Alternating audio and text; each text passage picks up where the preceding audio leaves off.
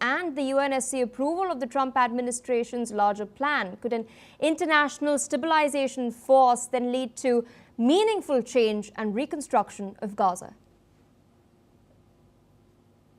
It was a very significant step that we saw at the United Nations Security Council with essentially the ratification of President Trump's 20 peace plan. And it's an important step because we can finally move forward beyond the first phase of the agreement, even though we're not completely done with it. And there are still 3 deceased hostages held in Gaza by Hamas. But we can move forward to the much thornier topic of how do we disarm Hamas, how do we demilitarize Gaza, and how do we move the region forward to a period of prosperity. And I'm hopeful that the construction of the International Stabilization Force can lead to greater peace. And I think there's a widespread recognition that Hamas cannot play a role in any future for Gaza if we want the region to be truly peaceful. So I'm hopeful, but I think there's a lot of work to do. Indeed. We've also, in fact, learned that Israel recently carried out strikes in the Lebanese capital of Beirut, targeting Hezbollah infrastructure and one of its top commanders as well. This has come in the backdrop of the ceasefire condition of Hezbollah's disarmament not being met, despite the United States' best efforts. In your assessment, what message is Israel sending, whether to Lebanon, Iran, and the world at large, by taking matters into its own hands now? I think the message is clear that Israel is a country focused and dedicated and desirable of peace. But when there are flagrant violations and attempts to destabilize the region and attack Israel, Israel will take necessary steps to defend its own people and protect its territorial integrity. And what we saw with the targeted and precise killing of the Hezbollah chief of staff was exactly that. This was a person who was hell-bent on the reconstruction and rebuilding of Hezbollah. He was a person with American-Israeli blood on his hands, with a $5 million bounty on his head. And if the Lebanese government weren't going to address the significant threat posed by individuals like him, then Israel had to take limited steps in order to prevent any threat on Israel's border. But Israel is committed to peace, committed to the ceasefire understandings that are currently in place, but when it will also take necessary steps to enforce those agreements when there are violations occurring. Speaking of peace efforts, do you see a scope for the expansion of the Abraham Accords? This month itself, Donald Trump announced that Kazakhstan is joining the Accords. There were also murmurs that Saudi Arabia is eyeing the same as well. However, the latter did decide to separate its defense dealings from the Accords. What is your assessment? These are very positive steps indeed. And I think it's a signal that we are moving slowly beyond this period of conflict and animosity and hostility in the region that was very much orchestrated by the Islamic Republic of Iran and its proxies, including Hezbollah and Hamas.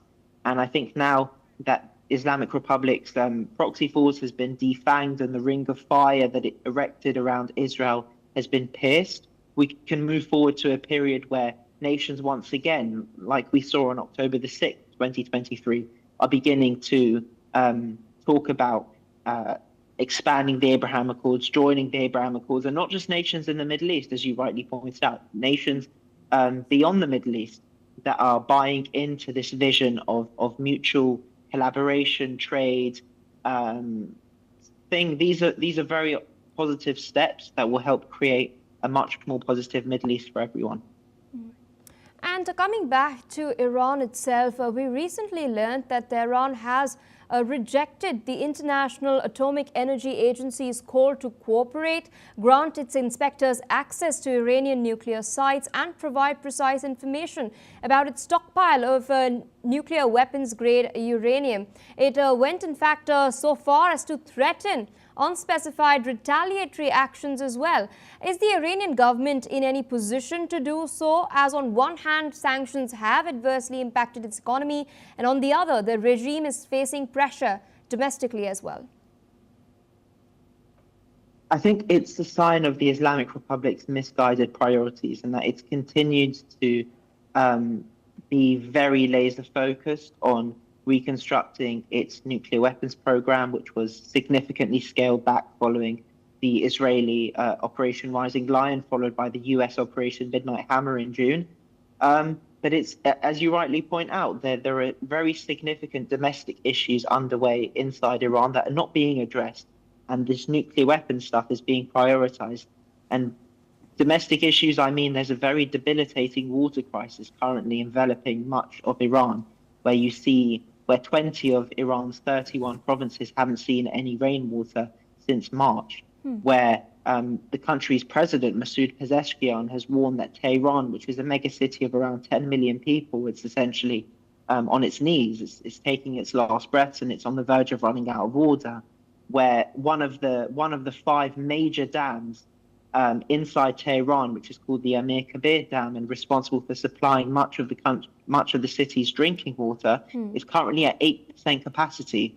And these are very, very serious issues, existentially threatening issues that are threatening the lives of ordinary Iranians. And instead of addressing these issues, which are a result of decades of corruption and mismanagement, the Islamic Republic seems to be focused more on arming itself, focusing on this nuclear weapons program, trying to rearm its proxies. And the people of Iran are noticing, and that's, I think, why there's so much resentment and animosity towards the regime by the people, because the regime is not addressing their very, very serious grievances.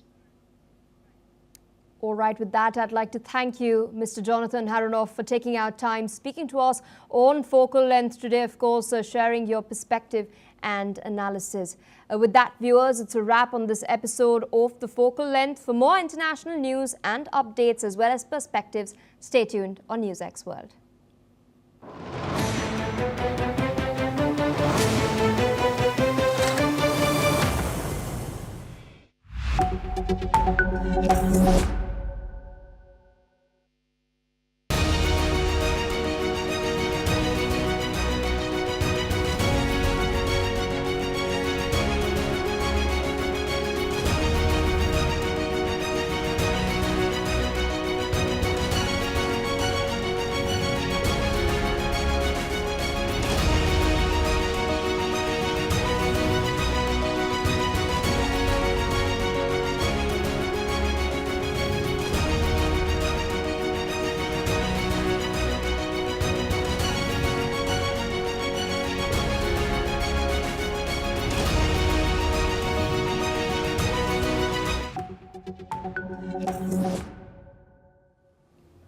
Hello and welcome. I'm Asima Katauka and you're watching World Report on NewsX World. Let's take a look at the top headlines of this hour. US President Donald Trump has announced that National Guard trooper Sarah Backstrom has died after a shooting near the White House. He has said that the second soldier remains in critical condition and is fighting for his life.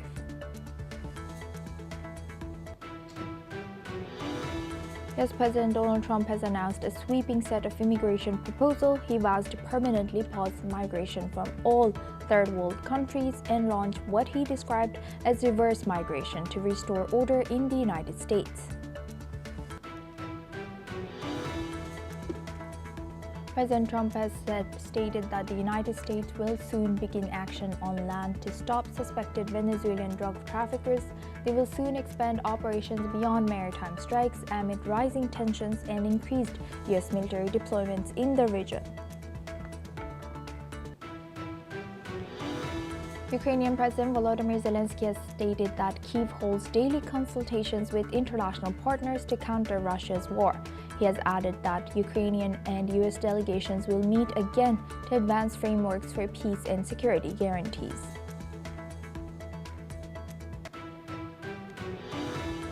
The Jordanian Foreign Ministry has confirmed that 2 Jordanians were killed after being illegally recruited to fight for the Russian army, with spokesperson Fouad Majali warning that such recruitment violates Jordanian and international law. The ministry has urged its citizens to report recruitment attempts, and he has called on Russia to halt Jordanian enlistments. Iran's Supreme Leader Ayatollah Ali Khamenei has criticized the Trump administration, calling it unworthy of contact or cooperation with Tehran. He has also denied rumors that Iran had sent messages to Washington. Israeli authorities review a deadly incident in Jenin, West Bank, where IDF soldiers shot 2 men following surrender. Palestine condemned the killings as war crimes.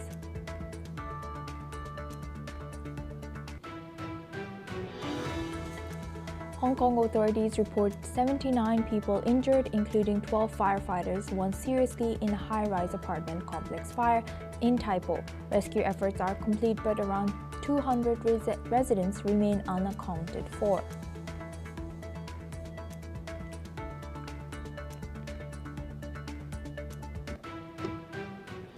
Now we start this hour with Hong Kong. At least 128 people have died and 56 people remain hospitalized after a massive fire tore through Wang Fuk Court in Tai Po, Hong Kong. The city's anti-corruption body, the ICAC, has arrested 2 directors of Will Power Architects, bringing total arrests in connection with the tragedy to 5 people. Earlier, 3 senior staff from Prestige Construction and Engineering were arrested for alleged manslaughter after investigators found highly flammable styrofoam, stealing lift windows, and non-compliant scaffolding mesh, which allowed this fire to spread rapidly through 7 of the estate's 8 blocks. Authorities have also revealed that fire alarms in the buildings were malfunctioning, with enforcement action promised against responsible contractors. President Xi Jinping has expressed condolences, while Chief Executive John Lee Ka-chiu has ordered a full criminal investigation and inspections of all public housing renovation projects. Rescue operations continue as officials probe how substandard materials turned a renovation site into Hong Kong's deadliest fire in 7 decades. Now for this discussion, we welcome Joyita Basu. She's an editorial director at TSG, joins us live from New Delhi. Thank you very much, Ms. Joyita, for joining us today. Welcome to NewsX World. What more can you tell us about this ongoing investigation and the fire that has broke out yesterday in Hong Kong? Okay. What's happening is that, you see, I think the most important thing that one needs to realize in this case is the lack of information. I mean, we were told, I think 2 days back when the fire actually happened, that 350 people, initially the death count was given to around, I think, a few people, 10, 20 people.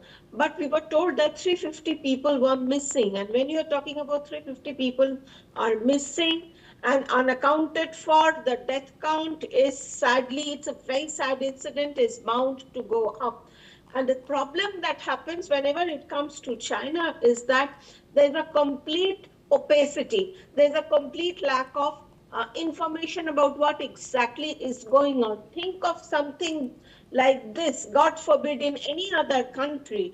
And what happens, it's international news. Why is it that this major accident in China has happened, and this is a huge accident and hundreds of people are likely to have died, but no one is talking about it? There is hardly any uproar in the world.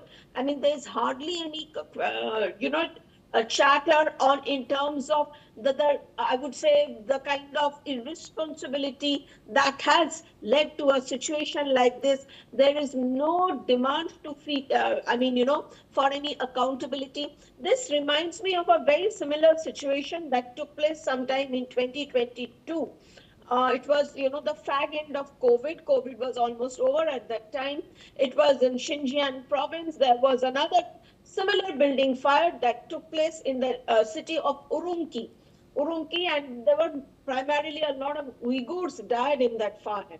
And there were questions about, of course, the building security and a whole lot of other things. But what happened in that case was also a complete blackout of information. So frankly, this is completely unacceptable. All that we see on social media posts is that, the Chinese embassy here, for example, they are just retweeting things like, oh, the citizens are coming out to help. But come on, what about accountability? What about exact number of death count? What exactly caused the fire? Nothing is available in the public domain. Think in terms of 2017, the Grenfell Tower fire that took place in the UK. You remember the blow by blow coverage of that happened on international media. I surprisingly, except for obviously, it's good that NewsX World is picking up this topic. But beyond that, I hardly see any coverage in international media about it. There's hardly any news. There's hardly any chatter on social media. What is going on over here? Why are we giving China a free pass like this? Yes, indeed. And to what extent should the Hong Kong government bear responsibility for ensuring proper fire safety and making sure that such incidents don't occur again? I think they have to take care of it. What are the rules that they have? I mean, say, for example, in the Grenfell fire, I remember there was this problem with the cladding. It seems in the Hong Kong fire, also the cladding, they generally apply some kind of decorative element on the outside of the building, and which is flammable.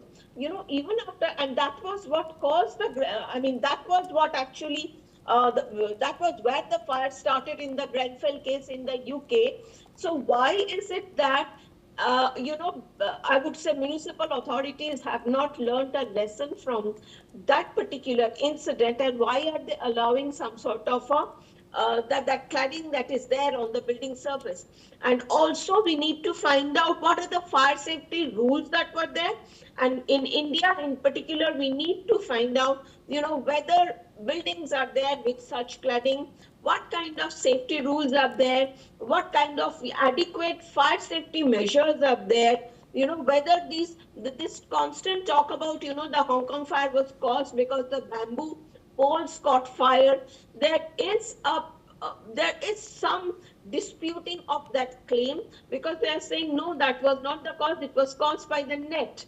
So apart from the cladding, that thing that's placed on this building surface. Yes. So there has to be proper investigation, and the Chinese should make it public that what caused it. I mean, the world needs to know. Ms. Joyita Basu, thank you for joining us today and sharing that insight as the editorial director of TSG.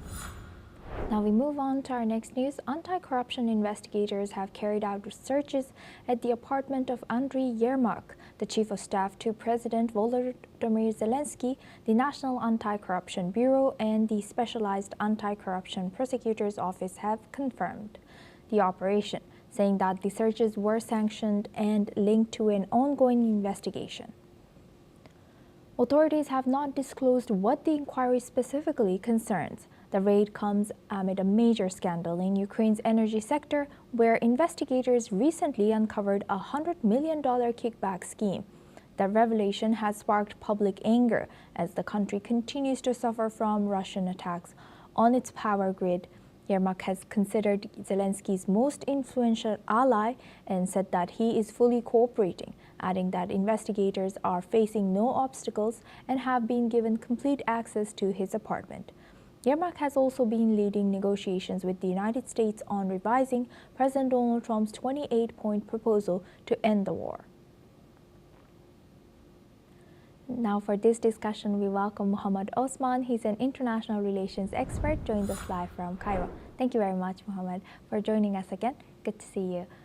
Thank you for having me, Suma. Thank you. Now looking at this, how could this latest corruption allegations, noting that this is not the first such scandal that's come out from Zelensky's government involving top officials, how is this all impacting Ukraine's credibility in negotiations with international partners, particularly as it seeks Trump's support for revising 28-point peace proposal? Of course, Suma, the latest corruption scandal in Ukraine is nothing short of a political earthquake inside Ukraine that also has its ramifications even on the war with Russia and the peace negotiations as well, because this scandal has severely weakened President Zelensky's position, because many members of his inner circle has been implicated in this scandal. It involves getting kickbacks and bribes from energy contractors who were carrying out works or contracts with regards to Ukraine's official energy companies, including the nuclear energy company. It is believed that many of those senior officials, including the Minister of Justice and the Minister of Energy, if I'm not mistaken, and also Andrei Yermak, the chief of staff of President Zelensky, even though he has not been officially charged yet he is implicated legally in the case and he's being investigated by the anti-corruption authority, NABU. And for further context, Asuma, this independent anti-corruption authority in Ukraine was actually subjected a few months ago on the behest of Yermak himself to an onslaught. There was a motion in parliament to limit the powers of this independent authority. And then after a public outroar and popular protests in the street, the Zelensky administration backed down and the corruption authorities' independence was maintained. Now with this scandal coming into light, we know why President Zelensky's government was trying to curb the functions and the authority and the powers of this anti-corruption entity, basically, because it revealed that there are forms of systemic corruptions within the Zelensky administration that will basically hamper their credibility before the public and even before their international donors, the Americans and the Europeans, because as you well know, Asuma, part of the huge sums of foreign economic aid, which is estimated in the tens of billions that came into Ukraine, a huge portion of it was to rehabilitate and rebuild parts of Ukraine energy infrastructure which was and still is being destroyed by Russian strikes. So part of this money was actually stolen by senior Ukrainian officials and also under the auspices of certain Ukrainian billionaires or so-called oligarchs that are allied with President Zelensky. So this is a huge scandal. Andriy Yermak is Zelensky's chief of staff. He's his strong man. He's one of the strongest people in Ukraine, actually, one of the strongest politicians and one of the most powerful people within the administration. Some even call him the second in command or Zelensky's brain in terms of both domestic policy and foreign policy. So if he is officially charged by the investigators in this case, it will be a huge blow to the Zelensky administration, and it will make them even weaker before American pressure for reaching a settlement to the war in Ukraine within the context of the 28-point plan that President Trump has proposed. Right, and Osman, thank you very much for taking us back to, I think it was like 2 weeks ago when the protests happened, so that there will be no changes on the anti-corruption body in Ukraine. So, looking at this timing as ongoing war continues and ceasefire talks also continue. So, to what extent does aggressive anti-corruption enforcement in Ukraine now strengthen or weaken public trust in government now? Of course, it's weakening public trust because people have trust in the anti-corruption authority or body, but they do not have that much faith anymore in the Zelensky administration, especially with the implication of Yermak now, which is a watershed moment. Because many Ukrainian officials over the years and even after the war were implicated in corruption scandals, and it was okay. But if it's Zelensky's right-hand man, then why not Zelensky himself even? And these are very valid questions because some of those oligarchs that supported Zelensky, one of them actually fled the country when the anti-corruption investigation started, and he was one of the people bankrolling Zelensky's campaign for president back in 2018, 2019. So as you can see, it's very complicated, Asuma, and of course this will have its drawbacks on the negotiating process. And unfortunately, the Andriy Yermak today, coinciding, and this is not a coincidence, of course, with his implication in the corruption scandal, officially stated that he rejects certain provision of the, openly said so, of the Trump peace initiative, saying that he was not okay with withdrawing from the remainder of the Donbass or turning over any territories to Russia, and that they will have to negotiate on the current line of contact. Something, of course, that President Putin very clearly made it clear yesterday, saying that this will not happen, and if the Ukrainians do not give up those territories voluntarily, Yes. we will take them by force. And this is only about what is left is actually 15% of the Donetsk oblast. So Ukraine moving forward on the battlefield will only lose more territories and more manpower and more resources. So it seems that this Yes, war is also. being prolonged by the Ukrainian elite in order to escape or evade Yes. possible accountability for corruption. Yes. With that, I would like to thank Mr. Osman for sharing that insight. Please stay with us as we later come back to you for another discussion. Now, moving on, the Kremlin and India's foreign ministry have confirmed that the Russian President Vladimir Putin is set to visit India from December 4th to 5th at the invitation of Indian Prime Minister Narendra Modi for the 23rd India-Russia Annual Summit. During his visit, President Putin will hold important bilateral talks with Prime Minister Narendra Modi, and India's President Draupadi Murmu will also formally receive President Putin and host a banquet in his honor. This state visit marks a significant moment for both nations. It will allow the leaders of India and Russia to review the progress made in their bilateral ties, outline a vision for further strengthening their special and privileged strategic partnership, and exchange views on key regional and global issues of mutual trust. Now for this discussion, we welcome Mr. Rupinder Sachdev. He's an international affairs expert, joins us live from New Delhi. Thank you very much, Mr. Rupinder, for joining us again. Good to see you. Now looking at this, how does President Putin's visit to India reflect India's balancing act between maintaining its long-standing partnership with Russia and deepening ties with nations, including US? Thank you. Pleasure to be Thank with you. Thank you. I think this visit is not much of a balancing act in the sense that this is an annual bilateral summit which happens every year. Okay, or other than COVID, it's been happening every year. 1 year, India's leader goes to Moscow, and the next year, the Russian leader, that is Putin, comes to India. So this is a alternating annual feature. One. Secondly, but yes, the fact that it is happening in this time, in the winter of 2025, and in the background of the Russia-Ukraine war, and in background of Trump presidency, it definitely, and the multiple, aspects to it with regards to India's relations with Russia are continuing to buy Russian oil despite the tariffs, but now India is reducing the purchase of oils. So it's coming at a very critical moment, I would say, without doubt.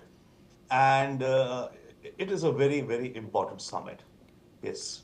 And how might this outcome of the summit reshape cooperation on energy security and collaboration between two countries, while keeping in mind that US is pressuring India to reduce the purchases of Russian oil? See, India is already reducing. India has already reduced to quite an extent, and India will reduce even more. Maybe by January, it will come down to very minimal amounts that we will be procuring from Russia.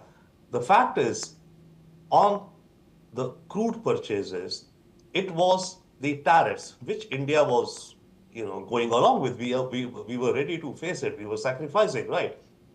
But now, in addition to the tariffs, there are sanctions on two Russian oil giants, Lukoil and Rosneft, due to which, if any Indian company, be it government or private, purchases, crude oil from these two companies, that Indian company will in turn face secondary sanctions and will be cut off from the international financial system with respect to the SWIFT network, dollars and banking, etc.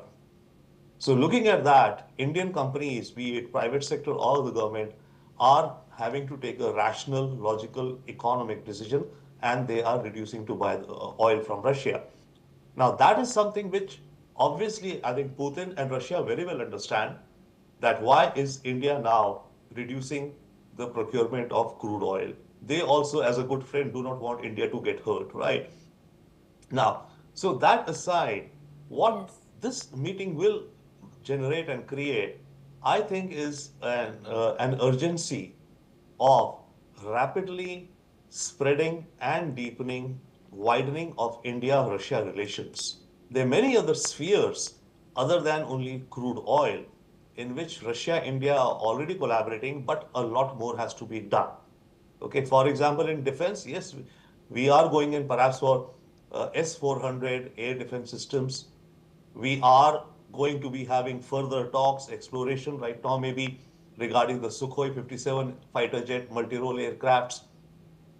We are buying more missiles and more, ammunition, weapons from Russia. So that's progressing. Okay, nuclear cooperation, civil nuclear, for civil nuclear energy, that is progressing. But Yes.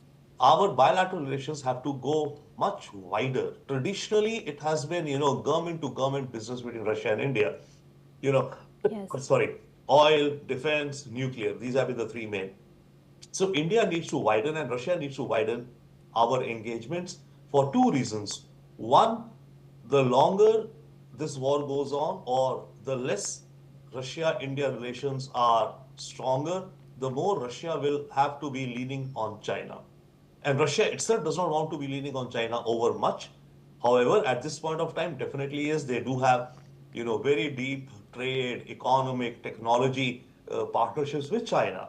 But at the same time, Russia wants another big player also to be its partner, which is India.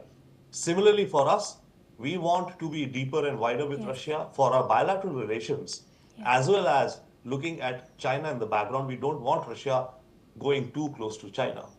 Mr. Ravinder Sachdev, with that, I would like to thank you for joining us today and sharing that insight. Unfortunately, we're running out of time for that discussion, but now we move on to Middle East again. Israeli forces have carried out their deadliest operation in southern Syria since Bashar al-Assad's fall nearly a year ago, killing 13 people, including women and children. The Israeli military says the raid targeted terrorists from Lebanon's Jamaah Islamiyah group in the village of Beit Jin. 6 Israeli soldiers were wounded, 3 seriously wounded, during an exchange of fire as troops attempted to detain suspected fighters. Syria responded to the strikes, have called on the operation a war crime, and Syrian Foreign Ministry in a statement has stated that such acts aim to ignite the region in conflict. Meanwhile, on the ground, residents have described walking at dawn to gunfire and later heavy shelling from Israeli artillery and drones. Dozens of families fled the village as several people remain trapped under the rubble. A local official says Israeli forces tried to capture 3 men, sparking hours of clashes. Israel has launched hundreds of strikes in Syria since Islamist factions took control after Assad's fall in December. Tensions remain high as both nations continue talks pushed by Washington, though Syria insists it will not be joining the Abraham Accords.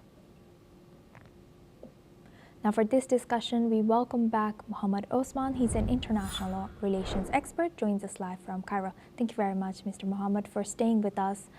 Now looking at this, how might Israel's increasingly aggressive operations in Syria affect fragile post-Assad power and the current government, particularly in areas that are allegedly controlled by the Islamist factions?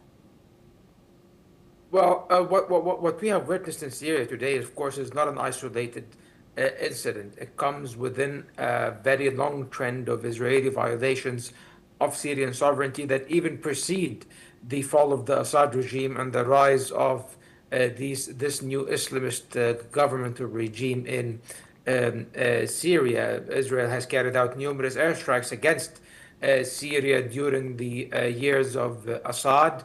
And after the fall of the Assad regime, Israel expanded its aggression against Syria, taking advantage of the power vacuum and the collapse of the state in order to carry out massive airstrikes at the initial phase of the fall of the regime to destroy the entirety of the military infrastructure of the Syrian state. And afterwards, they carried out incursions into Syria, capturing more land, in addition, of course, to the occupied Golan Heights, which has been occupied since 1967. They captured about 1,000 square kilometers of more Syrian territory that is now acting as a buffer zone. And beyond this buffer zone, they carry out other incursions into towns and villages in southern Syria, and they go as far as the countryside of the capital, Damascus. And this is where the sad events of this morning have transpired in the village of Beit Jin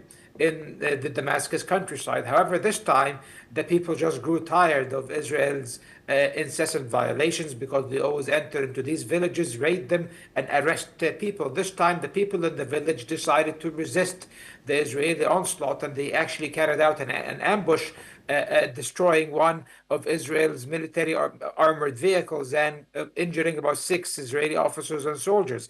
Of course, Israel answered or responded with brute force. They carried out massive airstrikes against the village. They killed about 15 civilians. Tens of the houses or scores of houses were destroyed, and numerous people were arrested as well during the Israeli raids. And now people are fleeing Mr. Mohammed, the village. Mr. Mohammed, yes, unfortunately we're running out of time for this discussion, but thank you very much for joining us today. That was Mohammed Osman. He's an international relations expert, joined us live from Cairo. That's all we have time for. Keep watching NewsX World for more news updates from around the world.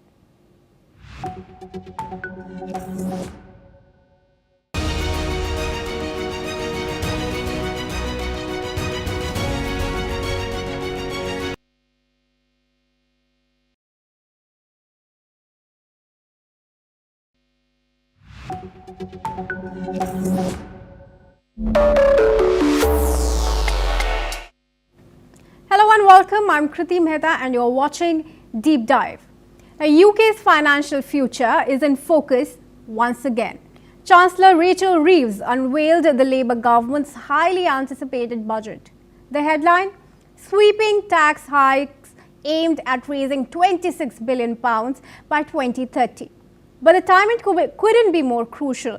Now, with the Labour Party struggling in the polls and political turbulence growing, the budget is being seen as a defining moment for both Reeves and Prime Minister Keir Starmer.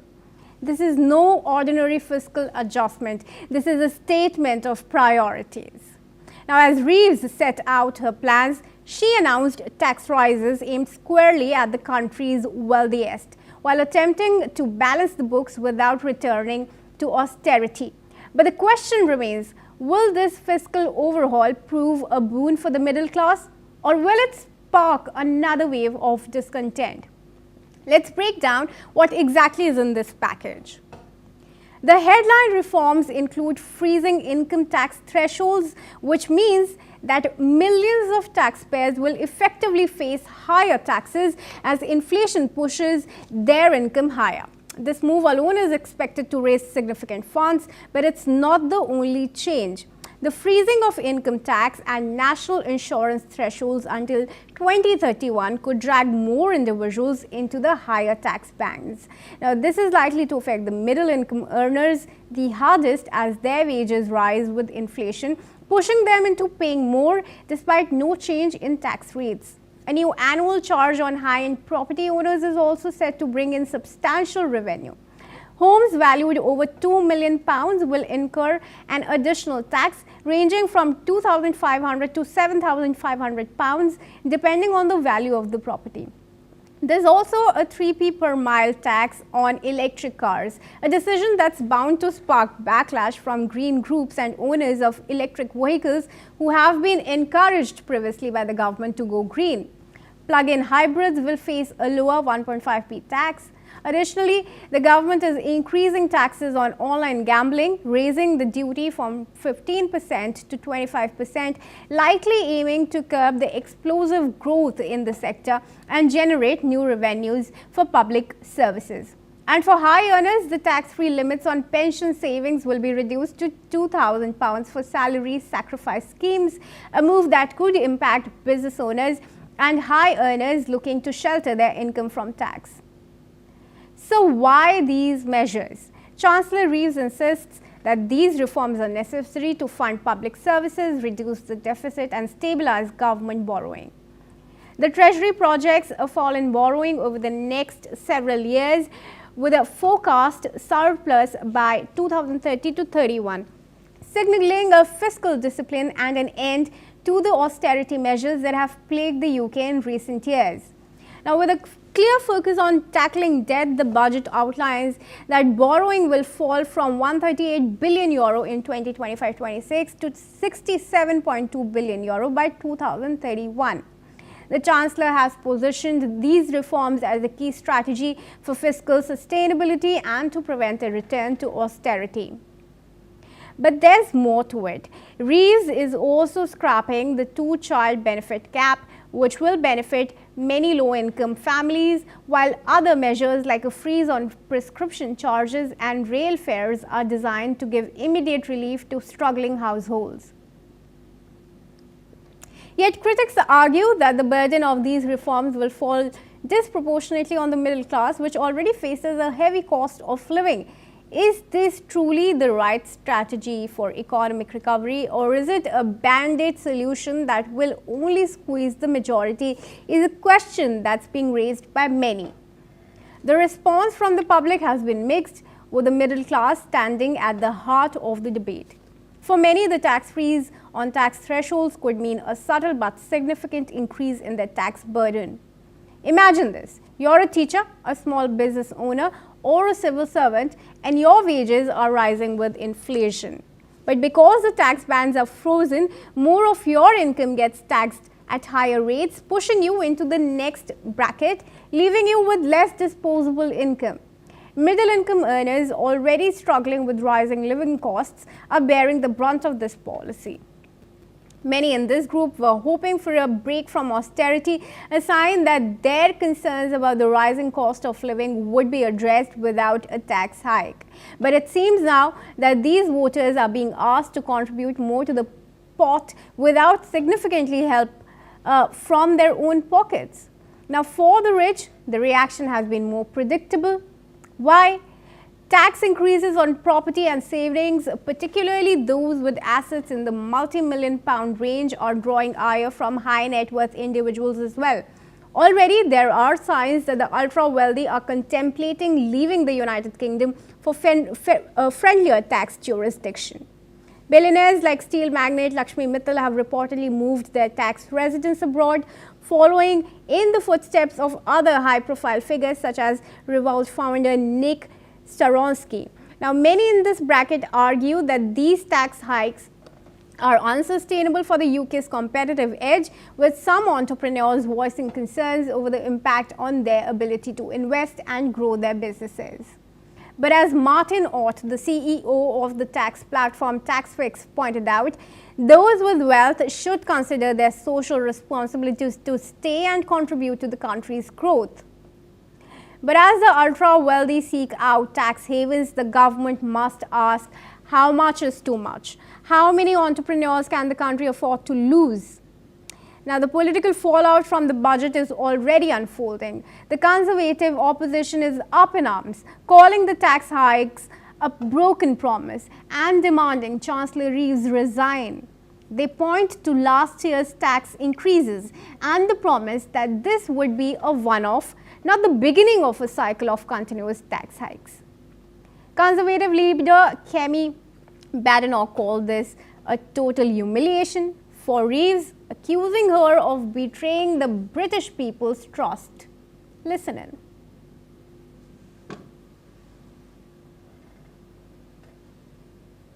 Total humiliation, Madam Deputy Speaker. Last year, she put up taxes by £40 billion, the biggest tax raid in British history. She promised that she wouldn't be back for more. She swore it was a one-off. She told everyone that from now on, it would be stability and she would pay for everything with growth. Today, she has broken every single one of those promises.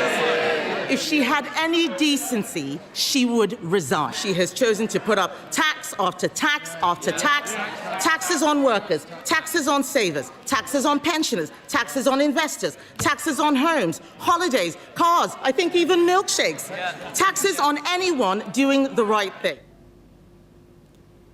But the Labour government, with an eye on reducing the tax deficit and ensuring the country can weather future economic shocks, is sticking to its guns, arguing that these tax hikes are necessary for the country's long-term fiscal health.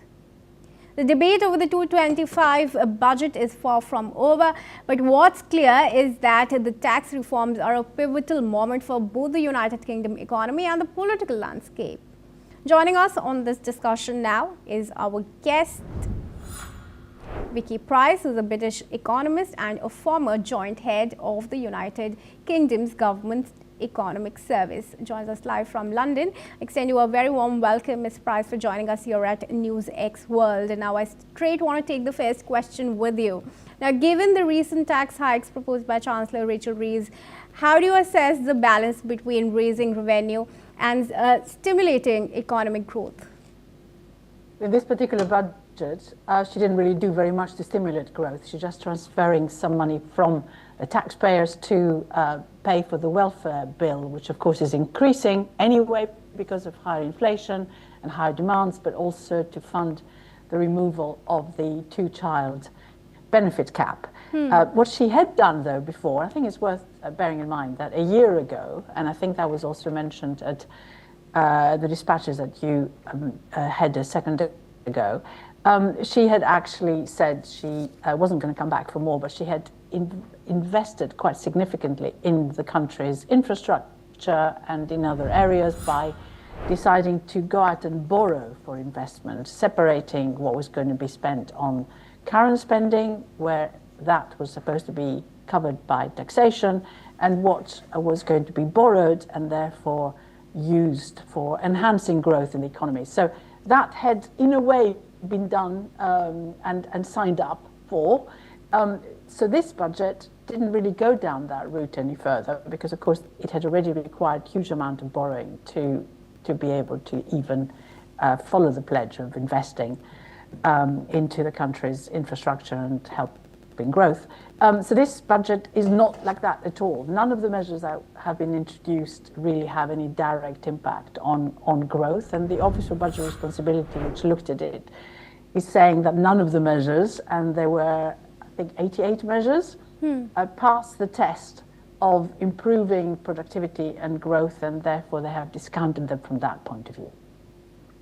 All right. Now, as more people are pushed into higher tax bands due to these freeze on thresholds, what do you think this will mean for the consumer spending and the UK's economic recovery? There is a problem because, of course, taxation is going up mainly because the thresholds are frozen and many more people are now finding they're paying tax for the first time or being pushed into the higher tax brackets. There's no doubt about that. And the calculations that have been made in relation to what's happening to real disposable incomes suggest that on average they're growing a lot more slowly than used to be the case in the UK, and that's a problem. And that is a problem despite the fact that wages are rising quite fast, and we had minimum wages going up again as of next April, and they did go up again last year as well. So you are talking about people getting slightly better remunerated than perhaps had been anticipated, but they're paying more tax. And you're right in the question, what people are finding, will be finding, is that they possibly have less money in their pockets. There is, though, something that could be in their favour in terms of encouraging more spending, and that is that the Chancellor has frozen a number of items of spending in terms of their price. Those include rail fares, for example, they include prescription charges, they include also a reduction, in fact, in the energy bills of households because they're taking away some of the green levies that were attached to every bill that anyone had to pay when they're paying their electricity or gas bill.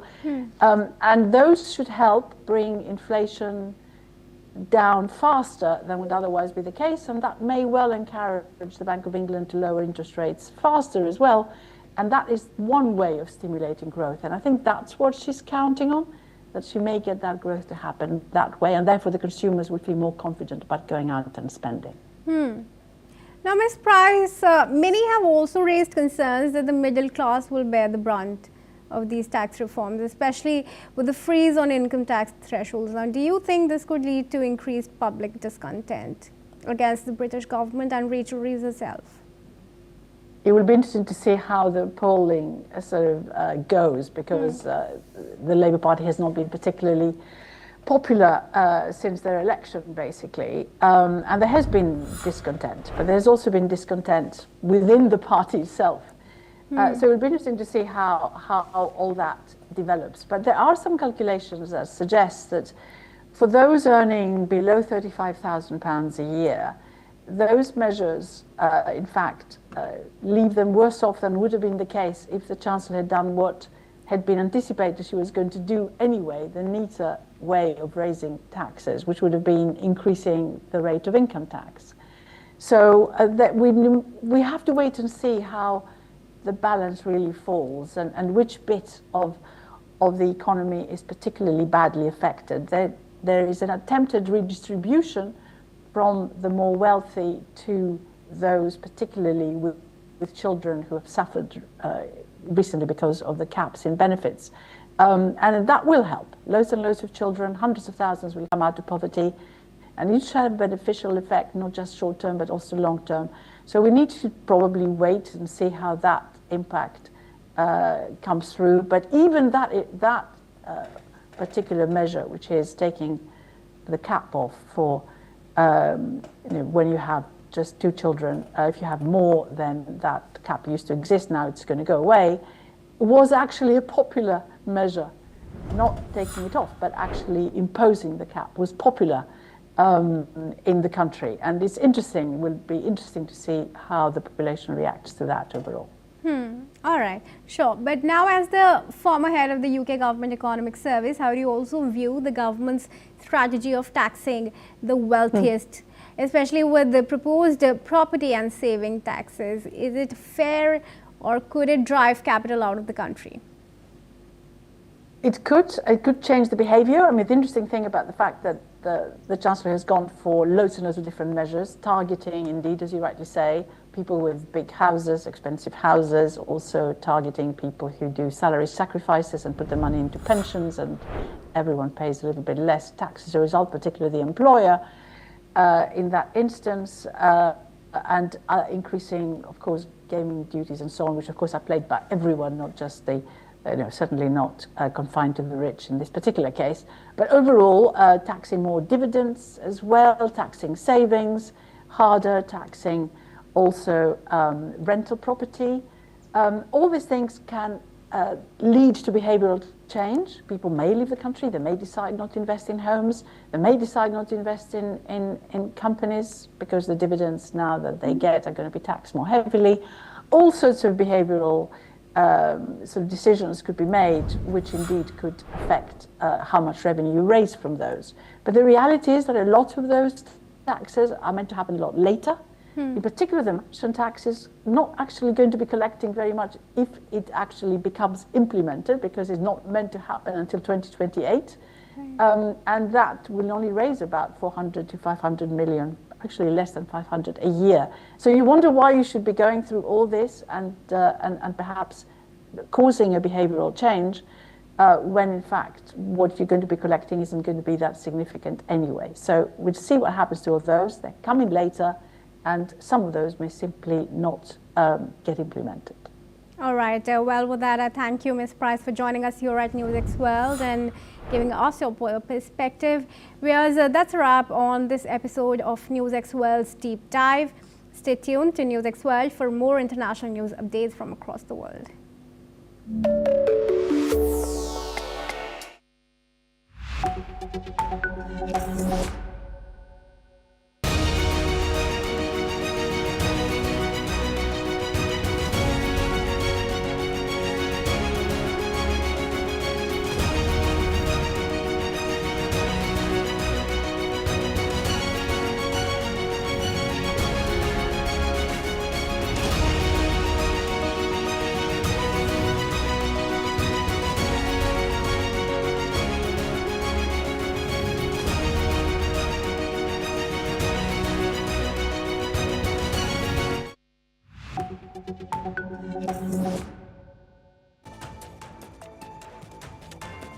A city shaken by an unstoppable flame, when scaffolding became a town of fire.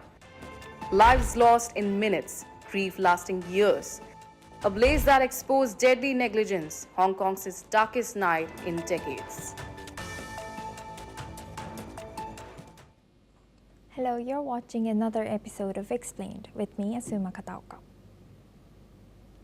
A fire that tore through Hong Kong's Wang Fat Court housing estate is now being called one of the most devastating tragedies the city has witnessed in decades.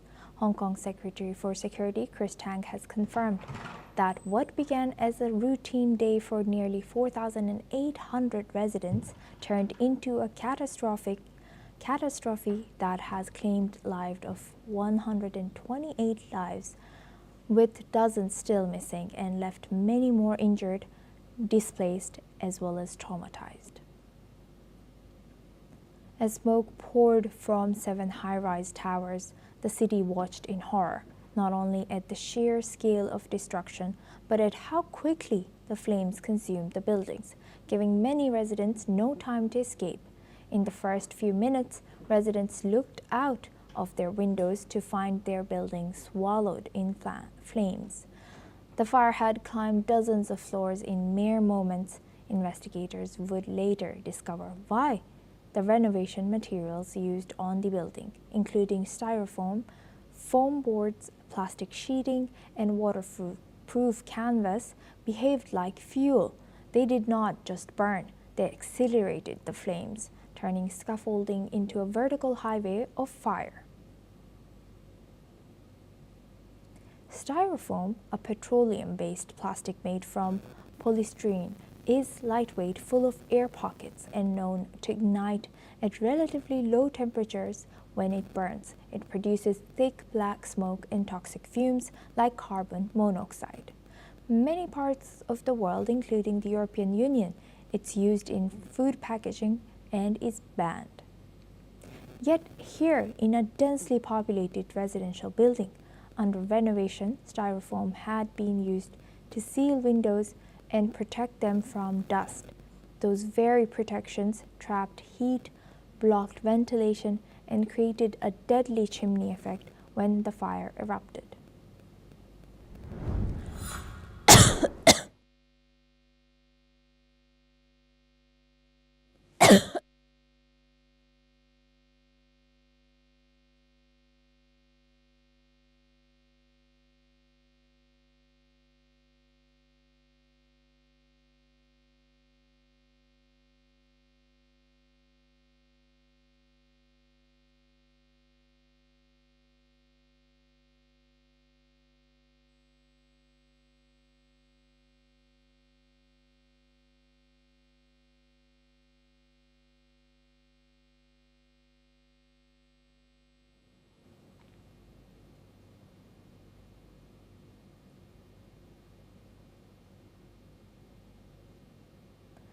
As investigators combed through the wreckage, their findings grew more alarming.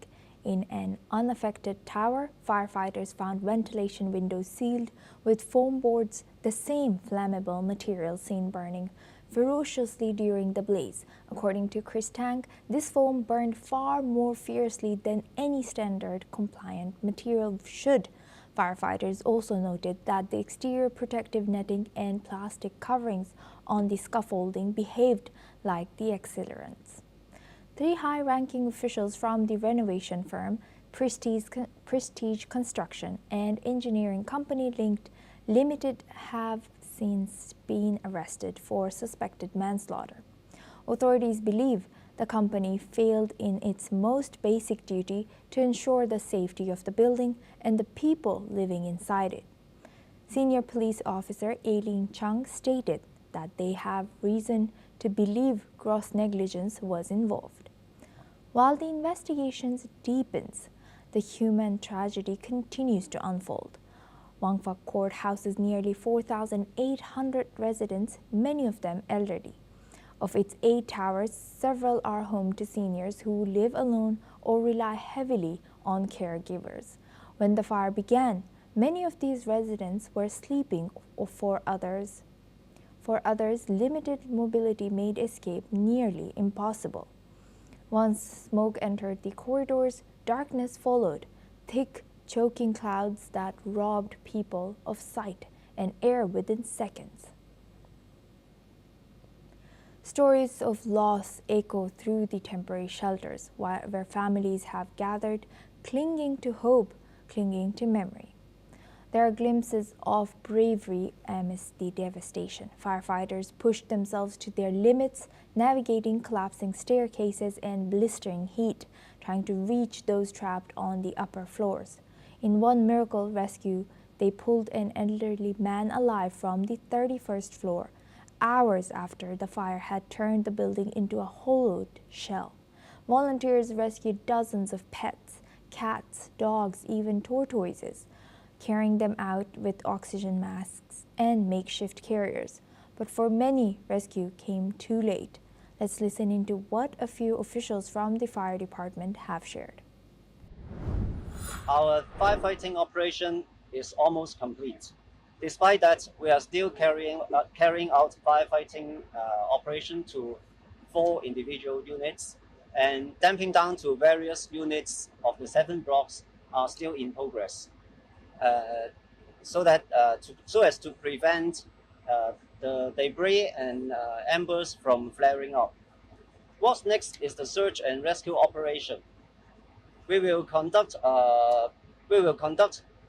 search and operation to the remaining 25 assistant corps, and at the same time, we will endeavor to effect forcible entry to all the units of the 7 blocks concerned, so as to ensure that there are no other possible casualties. FSD has deployed 177 ambulances responding to scene. Till now, we have already handled 155 casualties. Among them, 79 casualties were confirmed fatalities at scene. We have sent all the rest of casualties to hospital. During the firefighting operation, we have 11 fire personnel injured. They are now all in stable condition. However, unfortunately, we have 1 fire personnel confirmed died in the fire operation. The devastation also sparked an outpouring of public sympathy and financial support. Across mainland China, tech giants and major corporations pledged tens of millions of Hong Kong dollars for relief efforts. The Jack Ma Foundation, Alibaba, Ant Group, Tencent, BYD, Xiaomi, ByteDance, NetEase all stepped forward. Chinese President Xi Jinping has called for all-out efforts to minimize casualties and support the survivors. Meanwhile, Hong Kong's government has launched a wide-scale review of renovation safety standards and the use of flammable materials. The case has renewed debate about whether Hong Kong's aging residential towers, many from the 1980s and earlier, are equipped to handle modern fire risks. The similarities to past tragedies are haunting. In 1996, a fire in a commercial building claimed 41 lives after burning for nearly 20 hours. The lessons from that event were supposed to shape the city's future policies, but the events at Wang Fuk Court suggest that gaps and negligence remain.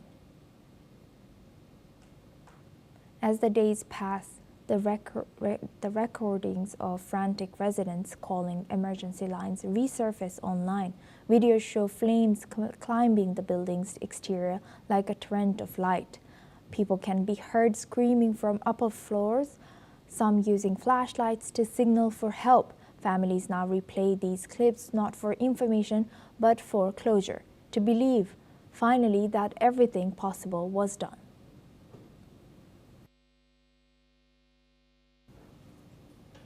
Let's give an ear into what a resident has to say about the situation on the ground. 即係好彩，但係唔好彩咧，就係要咁多條人命翻嚟咯，真係好傷感。成日都有去出面睇過嚟，即係只係得2個字擔心咯，同個個人都係啊，心情凝重啊，擔心，不過冇咁多人啊嘛，咁啊安全些少咯，都即係有隔離左右都咁多人喺度瞓，安全些少。你識唔識㗎？隔離？唔識㗎啦，大家都係街坊嘅，當大家都係街坊咁嘅咋嚇。At this point of time, Hong Kong is left grappling not only with grief but with accountability. Why were the flammable materials approved for use in such a densely populated estate? Why were safety standards ignored? And why did a community of nearly 5,000 people, many elderly, many vulnerable, have to pay the price? In the end, this is more than a story of fire. It is a story of systems that failed, the warnings that went unheeded, and the families whose lives were forever changed in a matter of minutes. It is a story of Hong Kong that Hong Kong will carry with it for years. A call for reform, a call for truth, and most of all, a call to honor those who never made it out. Because for the residents of Vang Phak Court, this was not just a building, it was home, and that is what makes this loss almost unbearable.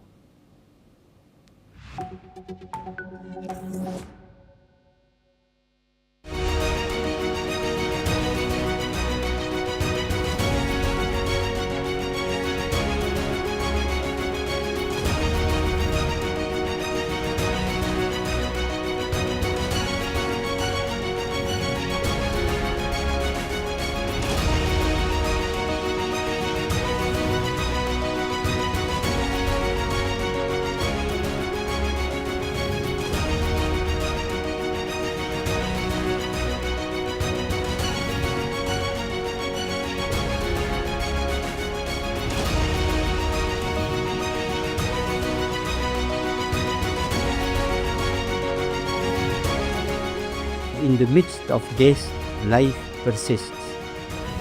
In the midst of untruth, truth persists.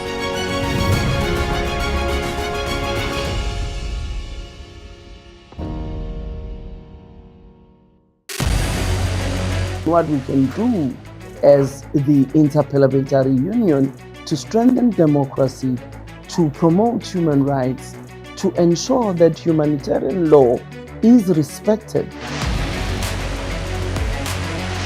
UN Security Council needs a makeover, a comprehensive reform, and India deserves a position there, a role there. Prime Minister Modi during Operation Sindoor made it amply clear that war has never been India's choice. We are with the side of peace. We are neither neutral nor indifferent. We are with peace. We would have dealt with the US a whole lot on trade and those kinds of things, and that's not as certain these days. So we have to go back and look at our European partners, our Asian partners. An opportunity to exchange, to have a dialogue, to have a debate on a different perspective on finding the solution of the conflict. First thing that is important to have a common ground, and that we do have with humanitarian laws and human rights, but also to say, okay, what does it mean for us as a country to act on these laws, and how can we work together? When we realize that there's something wrong with democracy, the institutions and policies, values come together and we take stock, and it's possible then to improve and chart a new course for democracy. It's the people's right to self-determination, and if they want to be independent, they should be independent. We will not start a war against Greenland.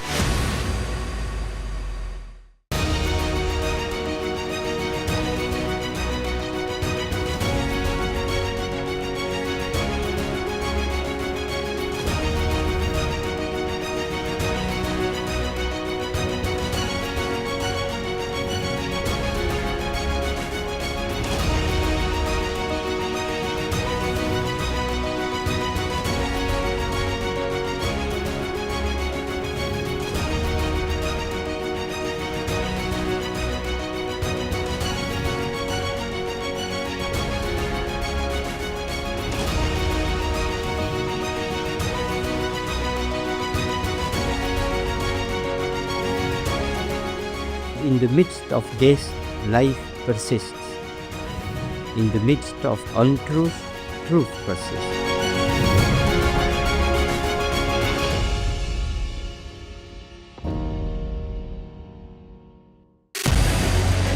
What we can do as the Interparliamentary Union to strengthen democracy, to promote human rights, to ensure that humanitarian law is respected.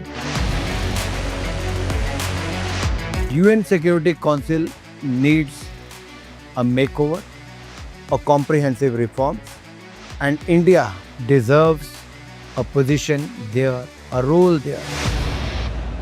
Prime Minister Modi during Operation Sindoor made it amply clear that war has never been India's choice. We are with the side of peace. We are neither neutral nor indifferent. We are with peace. We would have dealt with US a whole lot on trade and those kinds of things, and that's not as certain these.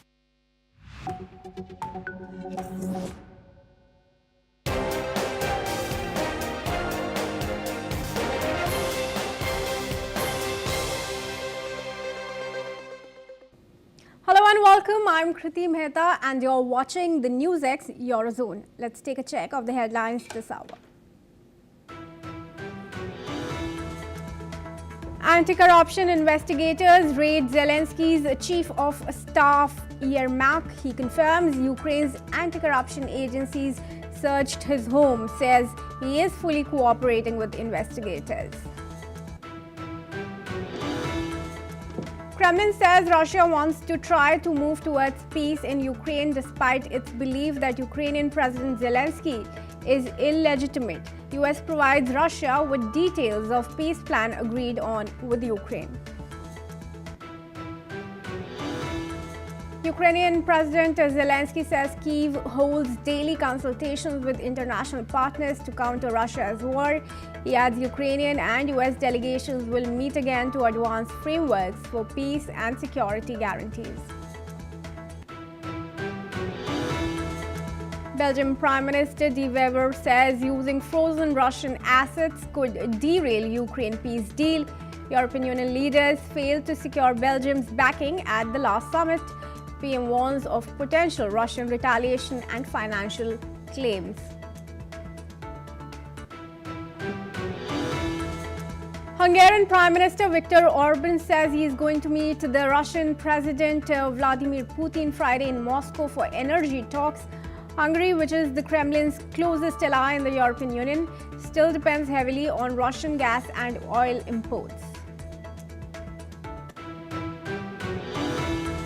German President Frank-Walter Steinmeier says he will visit Guernica, the Basque town devastated by a Nazi air raid during Spain's civil war, in one of the first modern air bombings of civilians. Israeli authorities review a deadly incident in Jenin, the West Bank, where IDF soldiers shot 2 men following surrender. Palestine condemns the killings as war crimes. European Union has called for a swift return to constitutional order in Guinea-Bissau and the resumption of the interrupted electoral process following a military coup.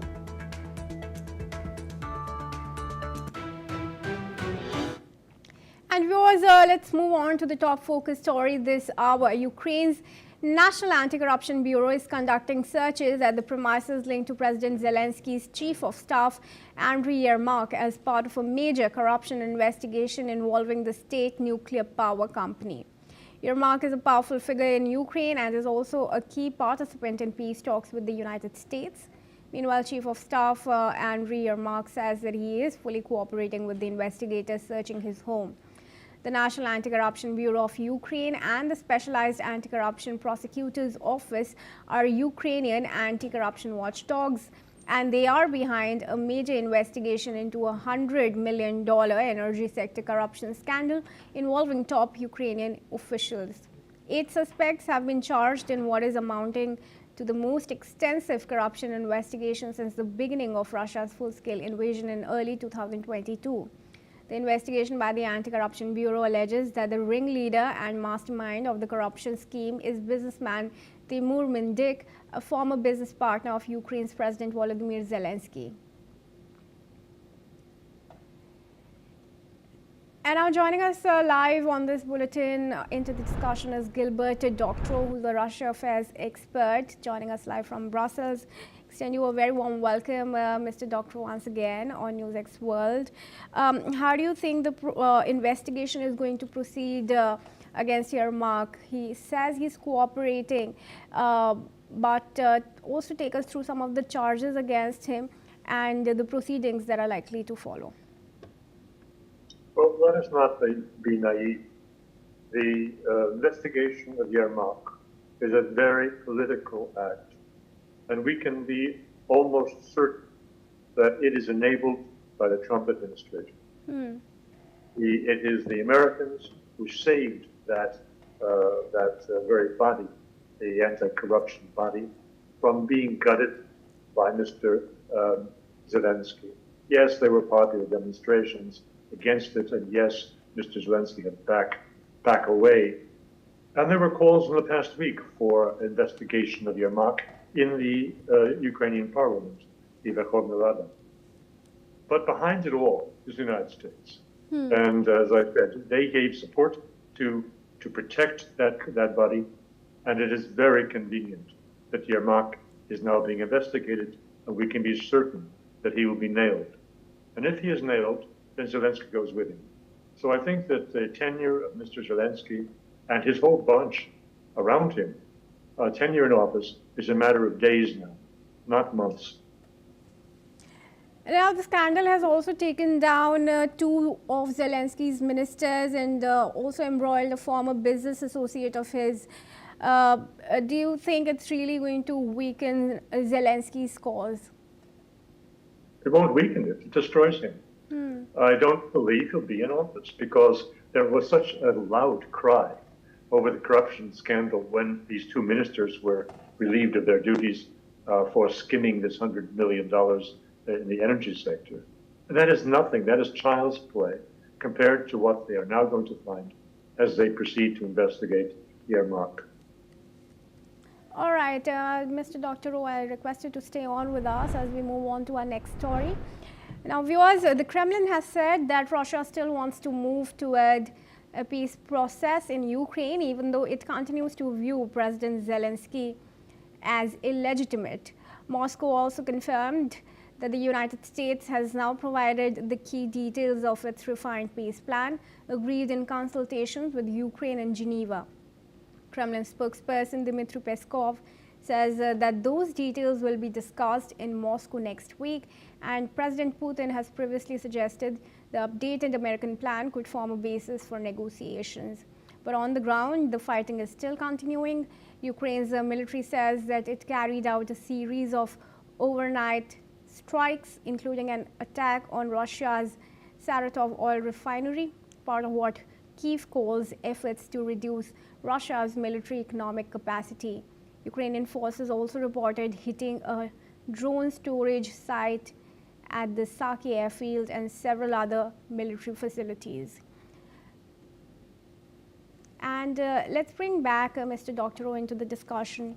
Mr. Doctorow, we've been discussing time and again, almost on a daily basis, how what Russia says and does are completely contradictory, and there seems to be a paradox in speech and action. What's your opinion? Well, I think that the big player today is not in Moscow. It is certainly not in Geneva. It is in Washington, D.C. And I think all of us, myself included, have vastly underestimated the ability, the duplicity of Mr. Trump and his ability to operate in a very hostile environment, both at home and abroad, to disrupt entirely the expectations of Mr. Zelensky and his backers in Europe. They are bringing down Mr. Zelensky, and that was unforeseeable. The efforts in Geneva with Mr. Yermak representing Ukraine. That was all play acting. It wasn't.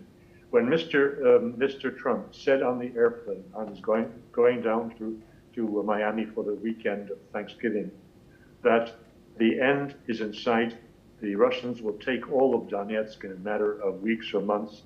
Ukraine will lose 50,000 dead over a pointless continuation of the war. That tells you where Mr. Trump really stands.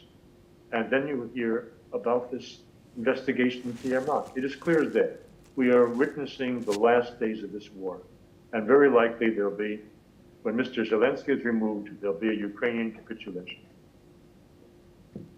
All right, stay on with us, Mr. Doctorow. We have some information now coming in from Belgium, where Belgian Prime Minister Bart de Wever has warned the European Union that using frozen Russian state assets to fund Ukraine could jeopardize a potential peace deal in the nearly 4-year conflict. In a letter to European Commission President Ursula von der Leyen, de Wever says that moving forward hastily on the proposed $162 billion reparations loan scheme risks preventing an eventual peace agreement. European Union leaders previously attempted to approve the plan at a summit last month, but Belgium, which holds a significant portion of the frozen assets, withheld support. De Wever also notes that Belgium has not yet seen any proposed legal language from the European Commission regarding the scheme. The European Commission aims to address Belgium's concerns in a draft legal proposal set to be presented this week, outlining the use of frozen Russian sovereign assets to support Ukraine in 2006 and 27. I want to get in an opinion from you, Mr. Doctorow, on this. Do you think the use of Russia's frozen assets is even viable to begin with? There has an attempt by the European Commission, headed by von der Leyen, to disguise essentially the confiscation of those assets by calling it a reparation loan and using these funds only as collateral. The Belgians understood the risks involved. Euroclear management also underlined the risks involved. Since this is essentially transparent confiscation and it is illegal under international law, the risk to Belgium would be Russians would take them to court, would win in court, and Belgium would face a liability equal to 1/3 of its annual GDP. That, of course, in Belgium is totally unacceptable. But this was the original argumentation that Mr. de Wever used. And yet, Madame von der Leyen, who is desperate to apply that fund, $145 billion, euros, in the loan to Ukraine, which European countries themselves do not want to put up out of their taxpayer money. She was desperate to break down Mr. de Wever and to persuade him that the rest of the European Union will go along and provide the guarantees that he has requested. That is only her say-so. There is no evidence that the European 27 countries are willing to do that. But this is not the new development. What is stunning and shows unexpected and remarkable bravery of Mr. de Wever is the point that you've made at the start of this discussion. His introduction of a totally new issue in his refusal to go along with this scheme, and that is that taking this money would be essentially damaging the chances of success for the ongoing peace talks. That is exactly what Madame von der Leyen wants. And he has called her out in public. That took bravery, considering that 24 out of 27 European member state heads of government are not particularly brave. They are totally conformist. It was exceptional that this little country of 12 million people in a European Union of 450 million people is holding up the train. and holding it up for very good reason. Mr. De Wever is in unusually good position to show this bravery, because this week was a very good week for him and for Belgium.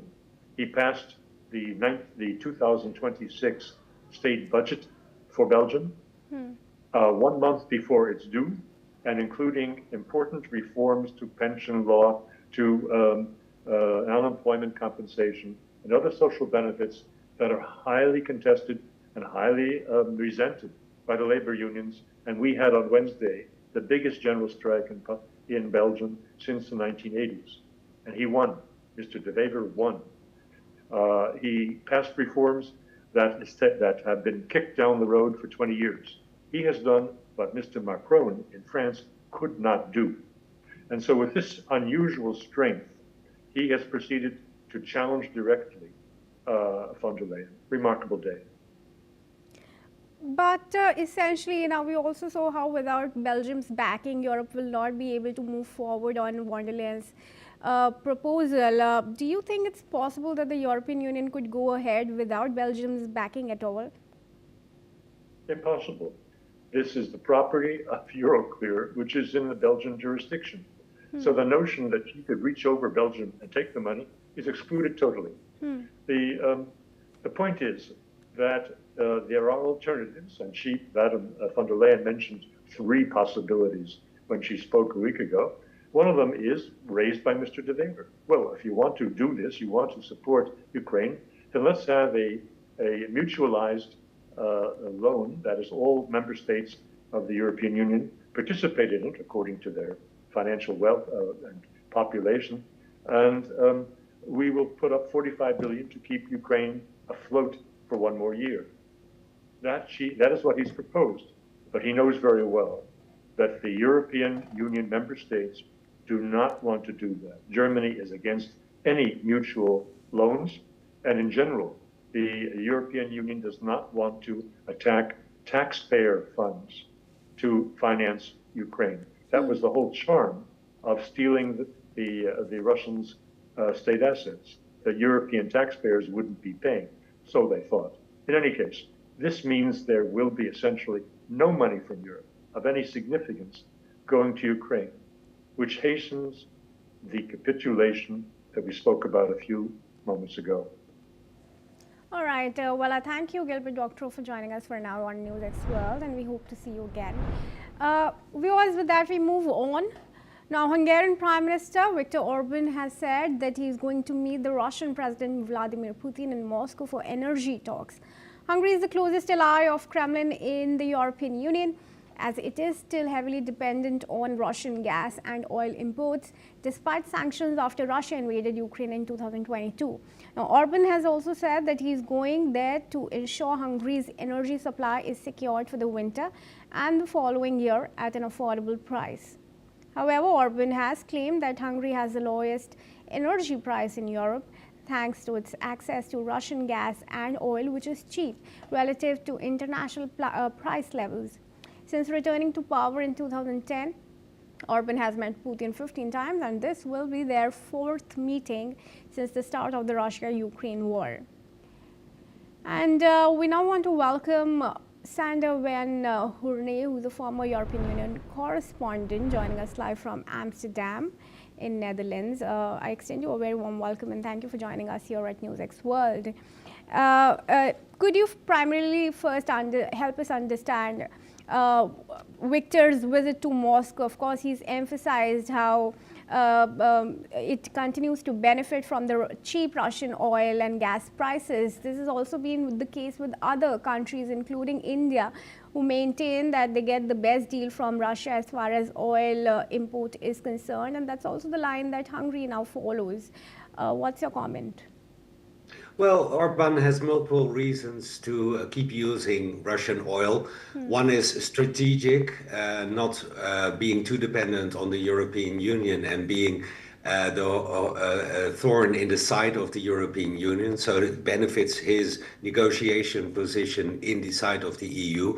But it also has a very practical reason, especially when it comes down to the use of Russian crude oil It's not only where the pipes are that transport the oil, because that you can do in another way. You can build new pipes leading west instead of east, but it's also the oil refineries in Hungary that are tweaked to use the specific compounds of the Russian oil. So that makes it still dependent on Russian oil, and that's also the reason that the EU has looked away time and again at the usage of Russian oil by Hungary, because they know that it cannot be changed overnight, this dependency on the specific mix of Russian oil.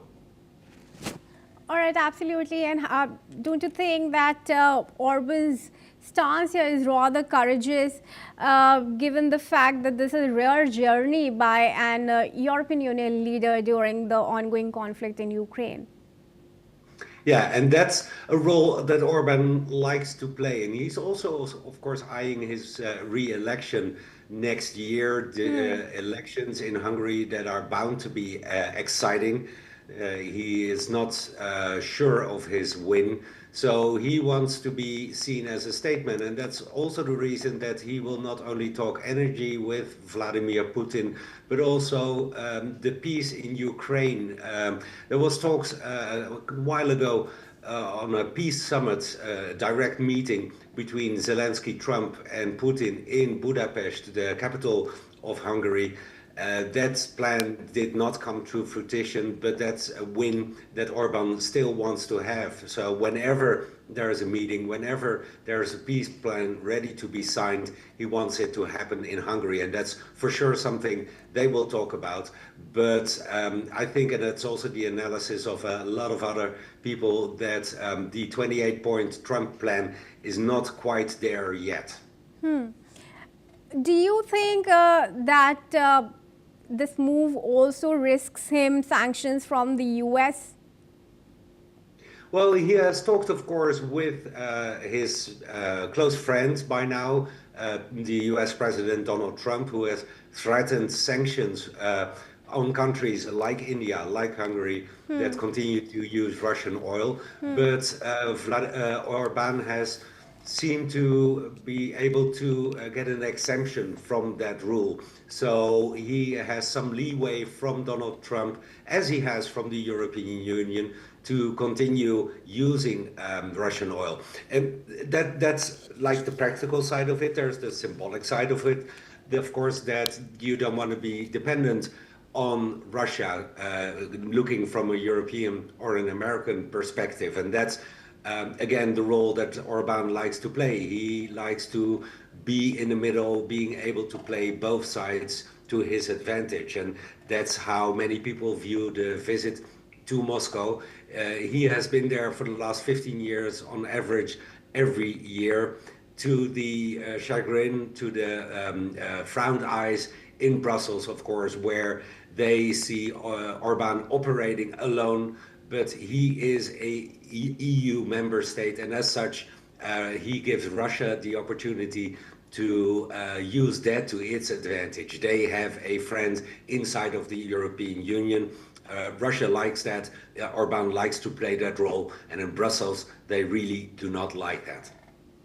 All right, thank you, Sana, for joining us here at NewsX World. And with that, viewers, let's shift our focus to news from Germany, where German President Frank-Walter Steinmeier will become the first German head of a state to visit Guernica, the Basque town devastated by a Nazi air raid during Spain's civil war, in one of the first modern air bombings of civilians. Now, Steinmeier, accompanied by Spain's King Philippe VI and Basque Regional President Emmanuel Pradales, will lay a wreath at a cemetery housing a mausoleum built in 1973 for hundreds of victims of the bombings. The visit comes after the far-right Alternative for Germany tops some nationwide polls and is expected to perform strongly in the 5 state elections next year.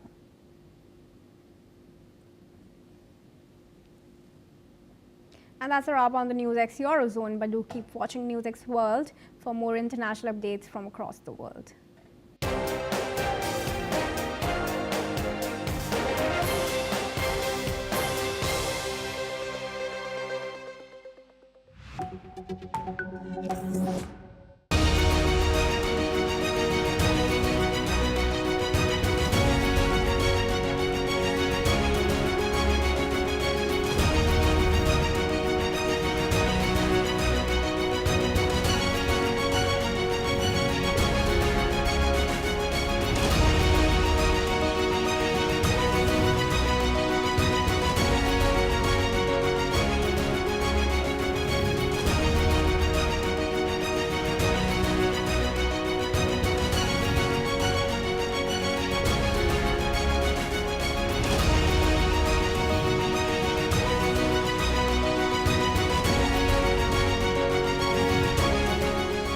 In the midst of this, life persists.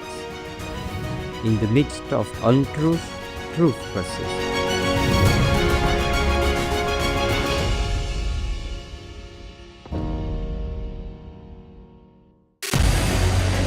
What we can do as the Interparliamentary Union to strengthen democracy, to promote human rights, to ensure that humanitarian law is respected.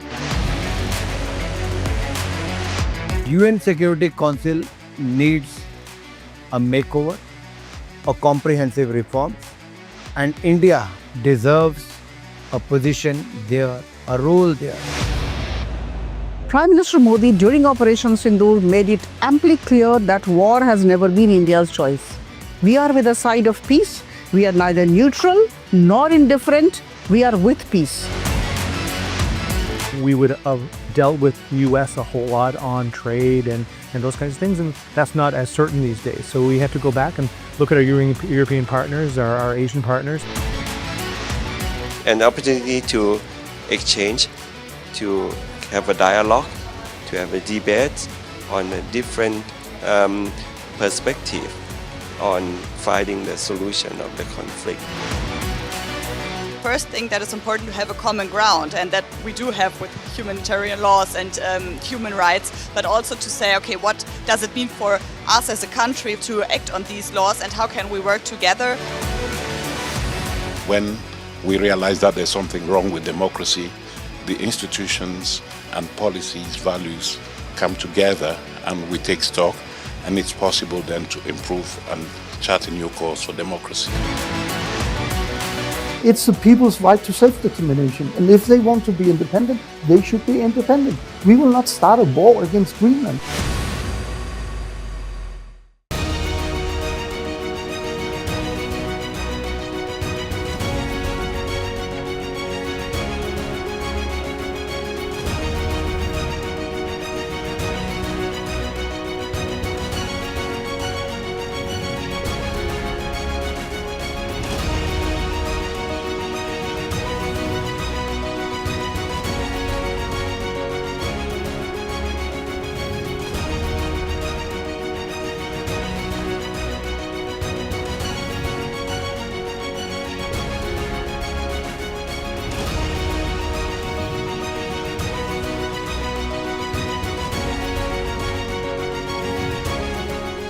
In the midst of this, life persists. In the midst of untruth, truth persists.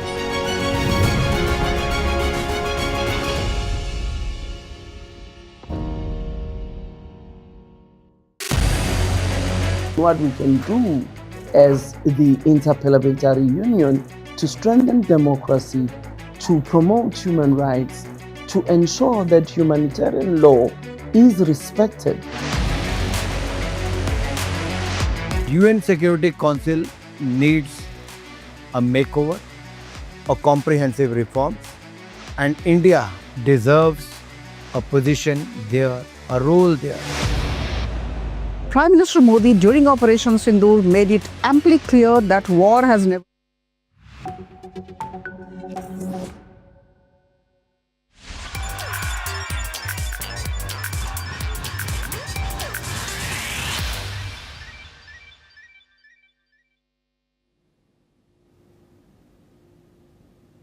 Hello and welcome to NewsX World. I'm Kriti Mehta and you're watching Hollywood Calling.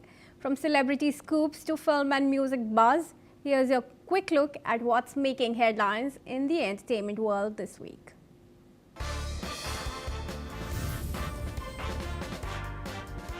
Disney is officially moving ahead with Frozen 3 and Frozen 4, bringing back Kristen Bell and Josh Gad on huge $60 million deals. Jennifer Lee will be directing Frozen 3 for Thanksgiving 2027.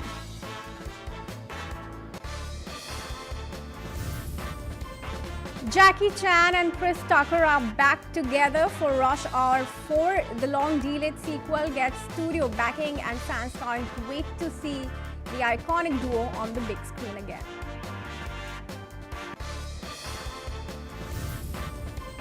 Netflix hit series Stranger Things returns with the first 4 episodes of its finale season.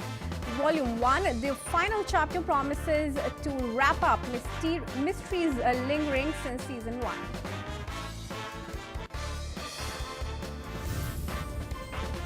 Billie Eilish is set to take fans inside her Hit Me Hard and Soft tour with a new 3D concert documentary. Paramount Pictures will release the film in cinemas on 20th March 2026.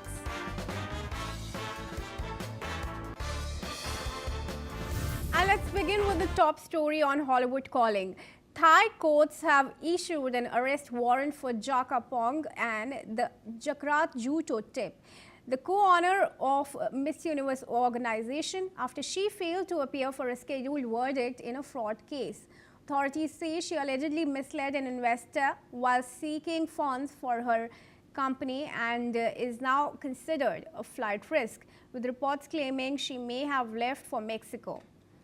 This development comes amid weeks of controversy surrounding the pageant, including a heated exchange involving officials and winner Miss Mexico Fatima Bosch. The court has now rescheduled the verdict for December 26th.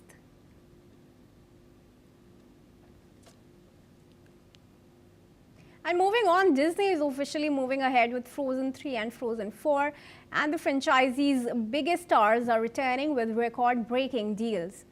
Kristen Bell, Josh Gad, and Idina Menzel have each secured contracts worth more than $60 million, making them some of the highest paid actors in animated film history. The new agreements include massive upfront payments and box office bonuses. Director Jennifer Lee is back to lead Frozen 3, set for a Thanksgiving 2027 release.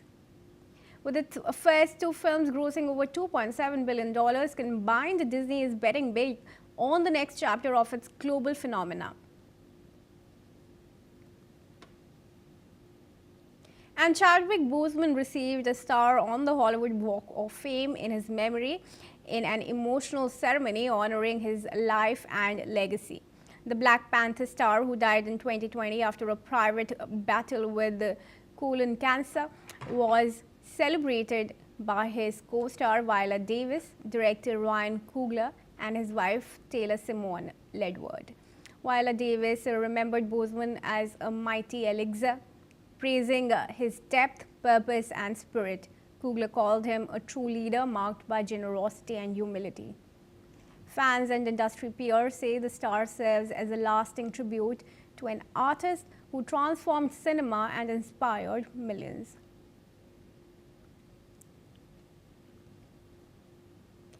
And moving on now, viewers, Dwayne Johnson reveals he pitched himself for a role in The Devil Wears Prada 2.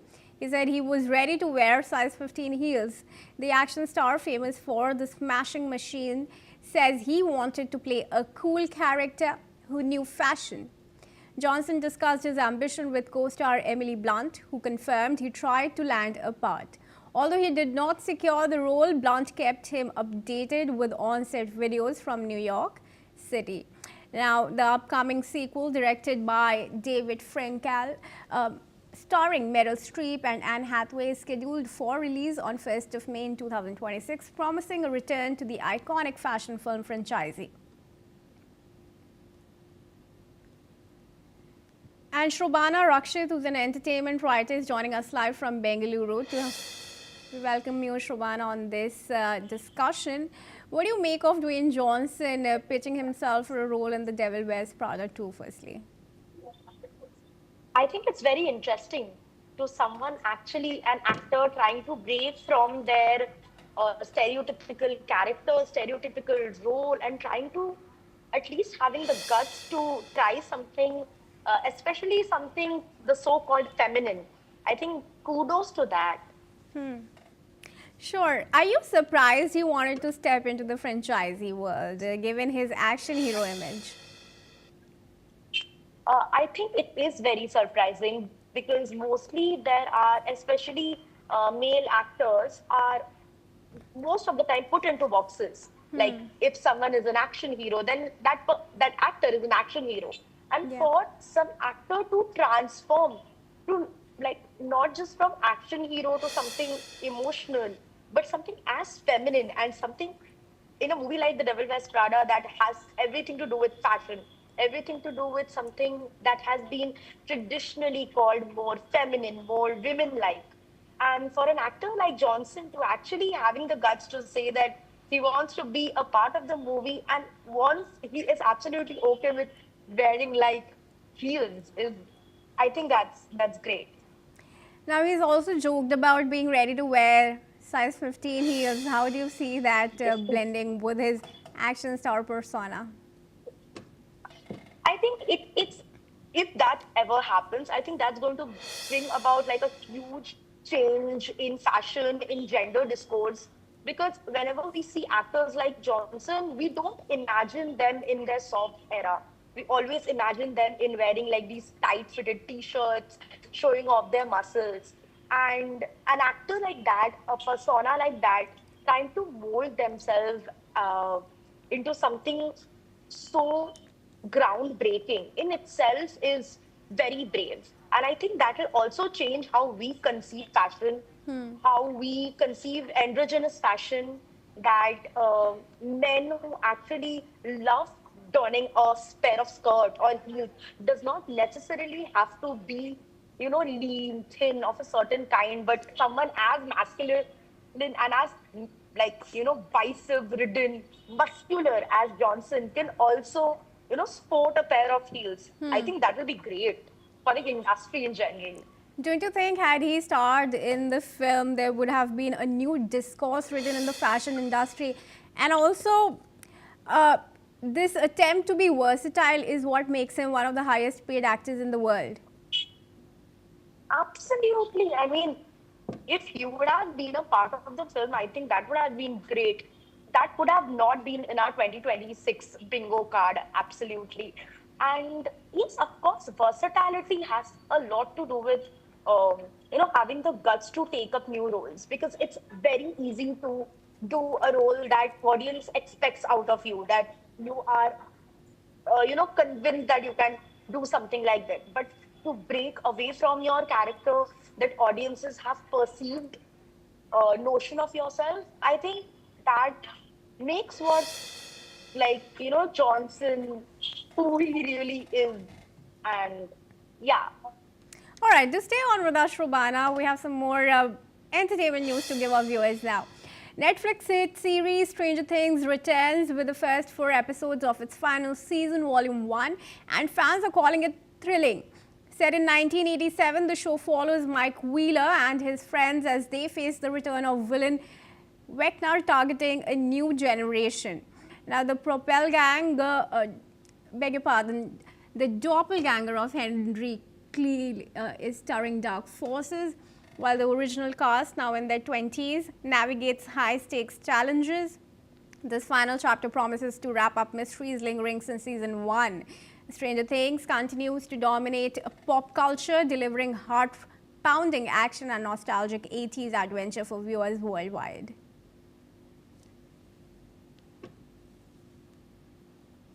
And moving on, Jackie Chan and Chris Tucker are officially reuniting for Rush Hour 4, bringing the long-delayed franchisee back to life. According to reports, Paramount has secured studio backing and distribution after US President Donald Trump personally lobbied for the project. Director Brett Ratner returns to lead the film, marking his first major studio comeback since Me Too allegations sidelined his career. The original trilogy grossed over $850 million globally and remains a cult favorite. Jackie Chan expressed relief at the revival, joking that time was running out for him and Chris Tucker to film another installment. Fans worldwide are excited to see the duo back on the big screen.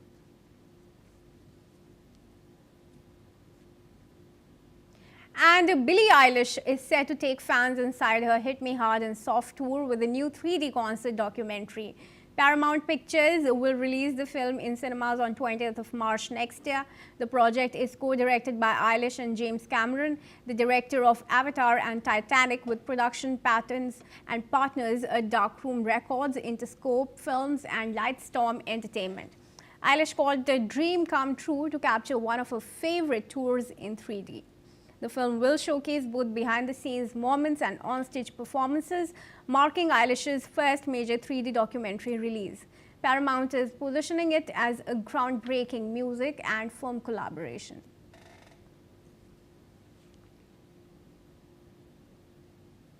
And Jimmy Kimmel is weighing in on the surprisingly friendly meeting between US President Donald Trump and newly elected New York Mayor Zohran Mamdani. Kimmel said people elected fireworks, but instead got what he called an unlikely Friendsgiving at the White House. Kimmel played clips of reporters asking Trump about Mamdani's past criticism, including calling him a despot. Yet Trump smiled and moved on without reacting. Kimmel joked that Trump was acting like he was giving a wedding toast to his son-in-law, saying the moment showed Trump has no real political convictions. He added that MAGA supporters are now confused about weeks of painting Mamdani as a threat. Kimmel finished by saying no one should be surprised. Trump loves being around famous people, and Mamdani is a rising star who just won big in the country's most important city. Let's bring back Shrobana into the discussion here. Shrobana, what was your reaction to the way Trump and Mayor Mamdani handled their meeting? Friendly or strategic? I think in terms of Mamdani, I think he's just a cool lad. Okay, but when it comes to Trump, he definitely knows how to stay relevant. I mean, you can not like his policies, you can disagree with him, but you cannot disagree to the fact that he is always on news. And the growing fan base of Mamdani, especially amongst the youth, Trump definitely sees that. And having this so-called friendly gesture with Mamdani is just going to bring him into news. It's going to make him part of Twitter. It's going to make him part of Instagram, TikTok, and YouTube Reels. And I think that's a very strategic approach. And Trump and his PR has been great in building that image of his. Right now, many expected a clash given Mamdani's past criticism of Trump. What do you think it didn't happen? Why do you think it didn't happen? I think the lines between politics and entertainment has blurred in the past few years. There was a time when we expected something out of our political leaders. We expected constructive criticism. We expected them to be critical of each other. But going forward in the past few years, we have seen with the emergence of social media as a very powerful tool for politics, that politics has become very synonymous to entertainment. And now, how one gesture by Trump, which now as the businesses or citizens of America or taken out of him, has suddenly made it into news. It has suddenly made it into the Jimmy Kimmel show. And I think that is what political leaders are looking forward to now, rather than like being the talk of the town, rather than being talked about their policy for what for the country or the citizens. The primary goal has shifted to just being the topic of discussion, and doing something as bizarre and unexpected is nothing but making him a topic of discussion. That's the same reason we are talking about Trump right now. If he would have done what we exactly wanted him to do, we wouldn't be talking about him because it would have been the norm, right? Well, absolutely. Thanks, Shrobana, for joining us for now. Viewers, with that, we move on. Now, Demon Slayer Infinity Castle has broken box office records worldwide and is now eligible for the 2026 Oscars. The film, which was directed by Haruo Suzuki, qualifies for the Best Animated Feature category, with final nominations to be announced on January 22 next year. The movie features the original Japanese voice cast and has released in multiple countries, including India, the US, Canada, and the UK. Academy members from the animation branch will vote, with 5 films expected to make the final nomination list. Moving on, Simon Cowell is addressing claims that he is to blame for Liam Payne's tragic death in 2024.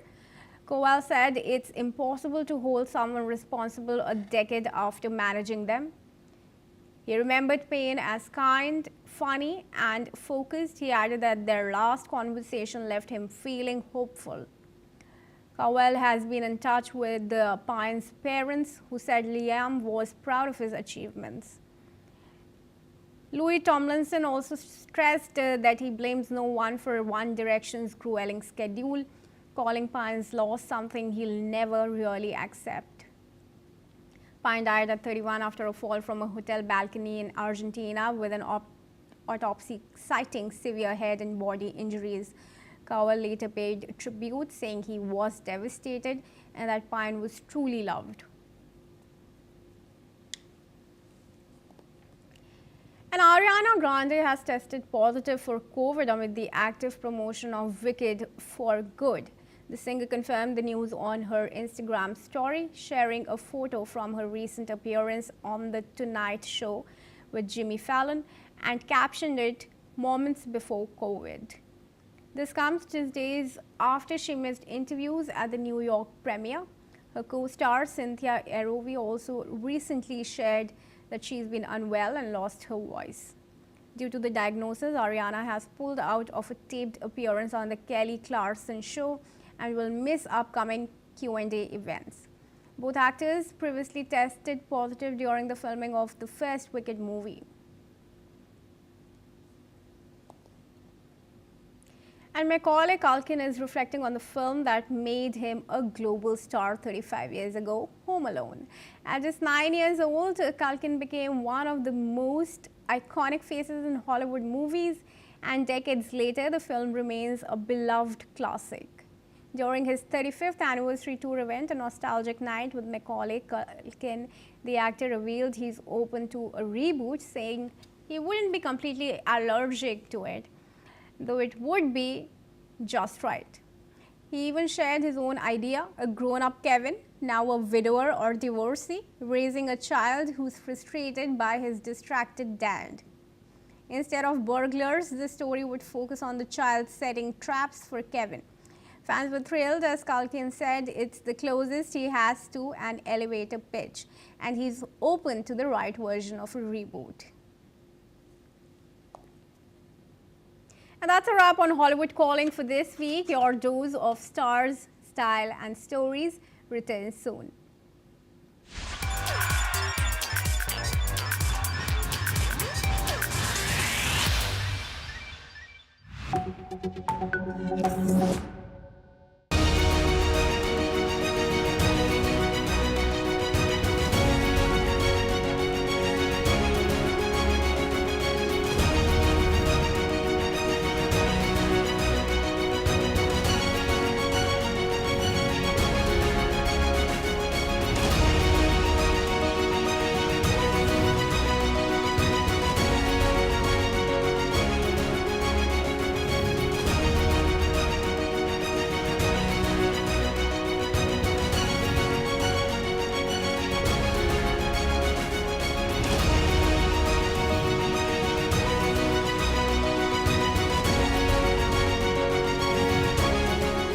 In the midst of death, life persists. In the midst of untruth, truth persists.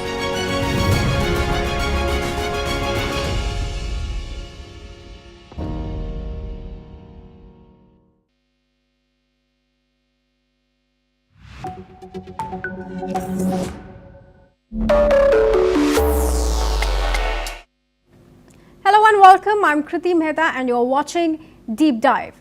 UK's financial future is in focus once again. Chancellor Rachel Reeves unveiled the Labour government's highly anticipated budget. The headline: sweeping tax hikes aimed at raising £26 billion by 2030. But the timing couldn't be more crucial. Now, with the Labour Party struggling in the polls and political turbulence growing, the budget is being seen as a defining moment for both Reeves and Prime Minister Keir Starmer. This is no ordinary fiscal adjustment. This is a statement of priorities. Now, as Reeves set out her plans, she announced tax rises aimed squarely at the country's wealthiest, while attempting to balance the books without returning to austerity. But the question remains, Will this fiscal overhaul prove a boon for the middle class, or will it spark another wave of discontent? Let's break down what exactly is in this package. The headline reforms include freezing income tax thresholds, which means that millions of taxpayers will effectively face higher taxes as inflation pushes their income higher. This move alone is expected to raise significant funds, but it's not the only change. The freezing of income tax and national insurance thresholds until 2031 could drag more individuals into the higher tax bands. Now, this is likely to affect the middle income earners the hardest as their wages rise with inflation, pushing them into paying more despite no change in tax rates. A new annual charge on high-end property owners is also set to bring in substantial revenue. Homes valued over £2 million will incur an additional tax ranging from £2,500 to £7,500 depending on the value of the property. There's also a 3p per mile tax on electric cars, a decision that's bound to spark backlash from green groups and owners of electric vehicles who have been encouraged previously by the government to go green. Plug-in hybrids will face a lower 1.5p tax. Additionally, the government is increasing taxes on online gambling, raising the duty from 15% to 25%, likely aiming to curb the explosive growth in the sector and generate new revenues for public services. And for high earners, the tax-free limits on pension savings will be reduced to £2,000 for salary sacrifice schemes, a move that could impact business owners and high earners looking to shelter their income from tax. So why these measures? Chancellor Reeves insists that these reforms are necessary to fund public services, reduce the deficit and stabilize government borrowing. The Treasury projects a fall in borrowing over the next several years with a forecast surplus by 2030 to 31, signaling a fiscal discipline and an end to the austerity measures that have plagued the UK in recent years. Now, with a clear focus on tackling debt, the budget outlines that borrowing will fall from €138 billion in 2025-26 to €67.2 billion by 2031. The Chancellor has positioned these reforms as a key strategy for fiscal sustainability and to prevent a return to austerity. But there's more to it. Reeves is also scrapping the two-child benefit cap, which will benefit many low-income families, while other measures like a freeze on prescription charges and rail fares are designed to give immediate relief to struggling households. Yet critics argue that the burden of these reforms will fall disproportionately on the middle class, which already faces a heavy cost of living. Is this truly the right strategy for economic recovery, or is it a band-aid solution that will only squeeze the majority? Is a question that's being raised by many. The response from the public has been mixed, with the middle class standing at the heart of the debate. For many, the tax freeze on tax thresholds could mean a subtle but significant increase in their tax burden. Imagine this: you're a teacher, a small business owner, or a civil servant, and your wages are rising with inflation. But because the tax bands are frozen, more of your income gets taxed at higher rates, pushing you into the next bracket, leaving you with less disposable income. Middle income earners, already struggling with rising living costs, are bearing the brunt of this policy.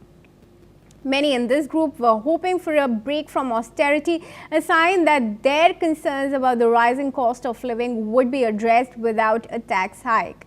But it seems now that these voters are being asked to contribute more to the pot without significantly help from their own pockets. Now, for the rich, the reaction has been more predictable.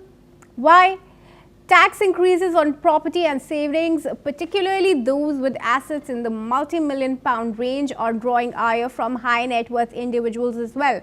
Already, there are signs that the ultra-wealthy are contemplating leaving the United Kingdom for a friendlier tax jurisdiction. Billionaires like steel magnate Lakshmi Mittal have reportedly moved their tax residence abroad, following in the footsteps of other high-profile figures such as Revolt founder Nick Staronsky. Now, many in this bracket argue that these tax hikes are unsustainable for the UK's competitive edge, with some entrepreneurs voicing concerns over the impact on their ability to invest and grow their businesses. But as Martin Ott, the CEO of the tax platform TaxFix, pointed out, those with wealth should consider their social responsibilities to stay and contribute to the country's growth. But as the ultra-wealthy seek out tax havens, the government must ask, how much is too much? How many entrepreneurs can the country afford to lose? Now, the political fallout from the budget is already unfolding. The Conservative opposition is up in arms, calling the tax hikes a broken promise and demanding Chancellor Reeves resign. They point to last year's tax increases and the promise that this would be a one-off, not the beginning of a cycle of continuous tax hikes. Conservative leader Kemi Badenoch called this a total humiliation for Reeves, accusing her of betraying the British people's trust. Listen in.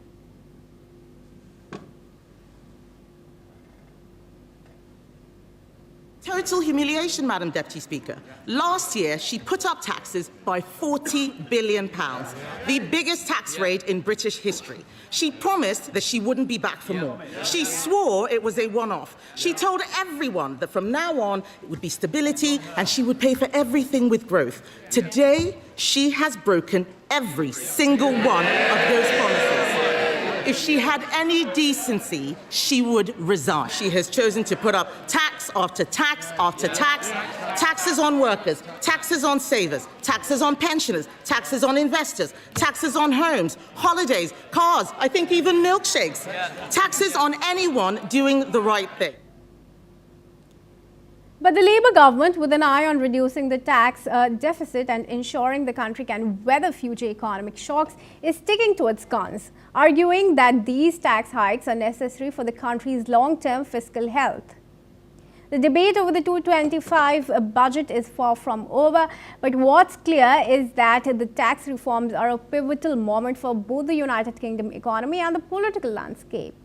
Joining us on this discussion now is our guest, Vicky Price, who is a British economist and a former joint head of the United Kingdom's Government Economic Service. Joins us live from London. I extend you a very warm welcome, Ms. Price, for joining us here at NewsX World. And now I straight want to take the first question with you.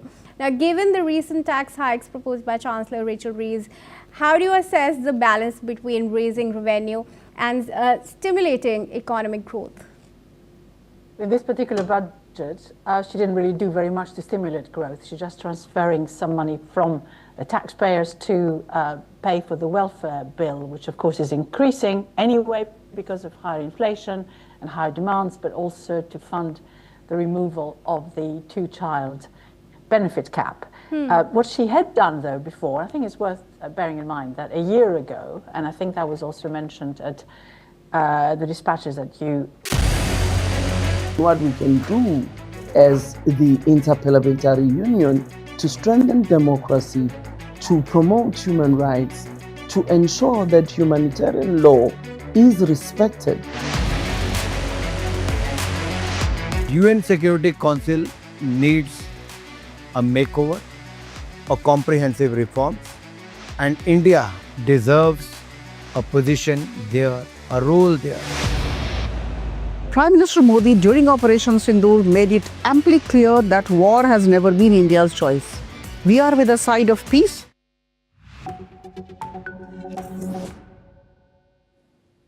Hello and welcome. I'm Kriti Mehta and you're watching World Report on NewsX World.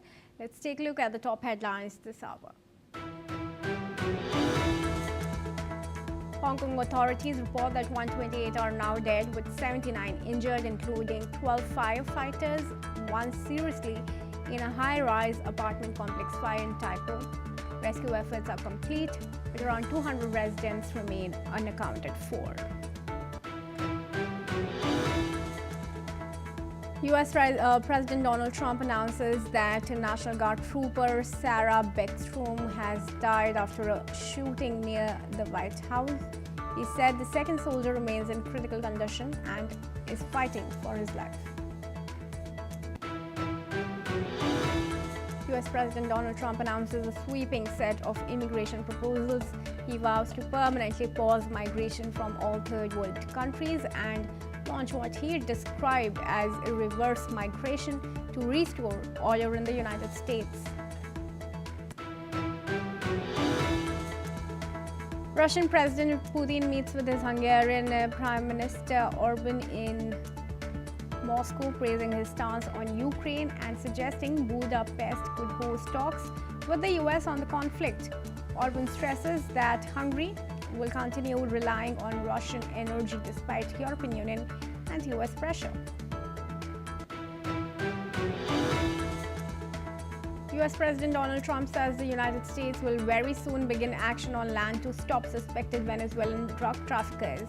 They will soon expand operations beyond maritime strikes amid rising tension and increased US military deployments in the region. Ukrainian President Volodymyr Zelensky says Kyiv holds daily consultations with international partners to counter Russia's war. He adds Ukrainian and US delegations will meet again to advance frameworks for peace and security guarantees.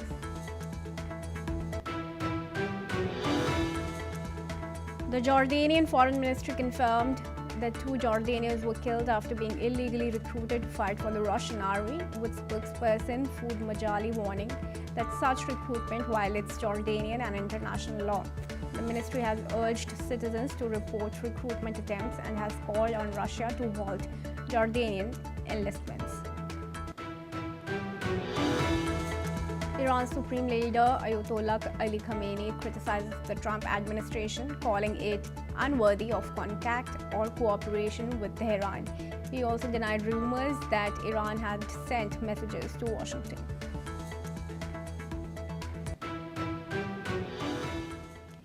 And viewers, Hong Kong authorities have confirmed that the deadly high-rise fire that killed at least 128 people was started on lower floor protective netting and spread via flammable styrofoam boards and bamboo scaffolding. Security Chief Chris Tang said the fire quickly spread upward and was fueled by burning debris.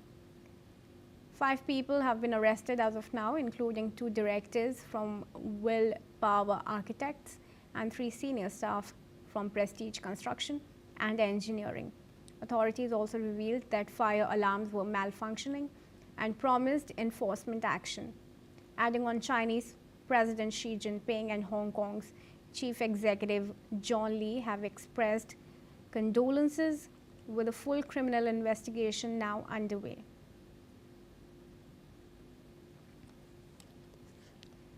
And residents of the Wan Phu Court housing complex are devastated after the deadly fire engulfed the development, claiming at least 128 lives and leaving 200 still missing. Many people who once lived happily in the community now face the trauma of unsurety. With neighbors gone and homes destroyed, police have arrested 3 construction officials on manslaughter charges after unsafe flammable material, including foam boards, blocking windows, were found to have contributed to the rapid spread of the blaze. Let's listen. 呢度係我屋企，望去嗰度10樓就係我屋企，嗰個排山嗰度就係我屋企。屋企應該係冇唔會俾我哋翻去㗎啦，所以我望到我屋企，我心好難受。開心嘅我哋屋企，我哋呢個小區嘅人都好開心嘅，知道。我哋呢個小區嘅啲人咧，生活個個都好好嘅，都唔係話。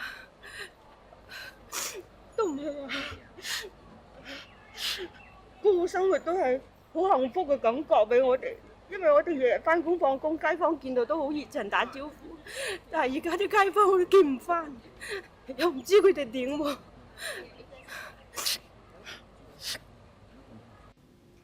Moving on now, viewers, to news from Pakistan, where Imran Khan's son Qasim has issued a sharp warning to the government, alleging that the former Prime Minister is being held in inhumane isolation inside the Adiala jail. His remarks come amid a surge of online rumors claiming Khan may have died in custody, triggered by an unverified Afghan media report.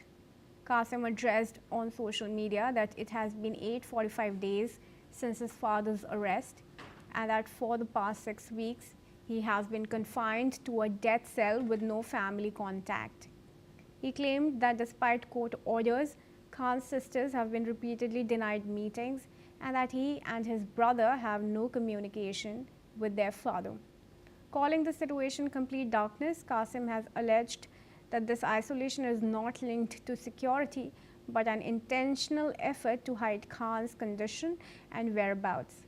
He has warned that the Pakistani government and its masters would bear full responsibility for his father's safety.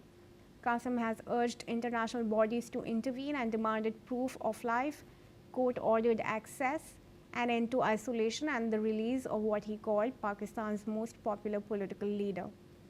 Imran Khan's sister Alima Khanum has echoed these concerns, saying the family has faced months of inconsistent and restricted access, often waiting outside the prison for hours only to be refused. She has stated that Pakistan facing darkest time and the controversy continues. Adiala jail authorities have rejected all rumors about Khan's health, however, or transfer, insisting he is in completely good health and remains in the facility. Imran Khan has been jailed since August 2023 and multiple cases are against him. He says all those cases are politically driven.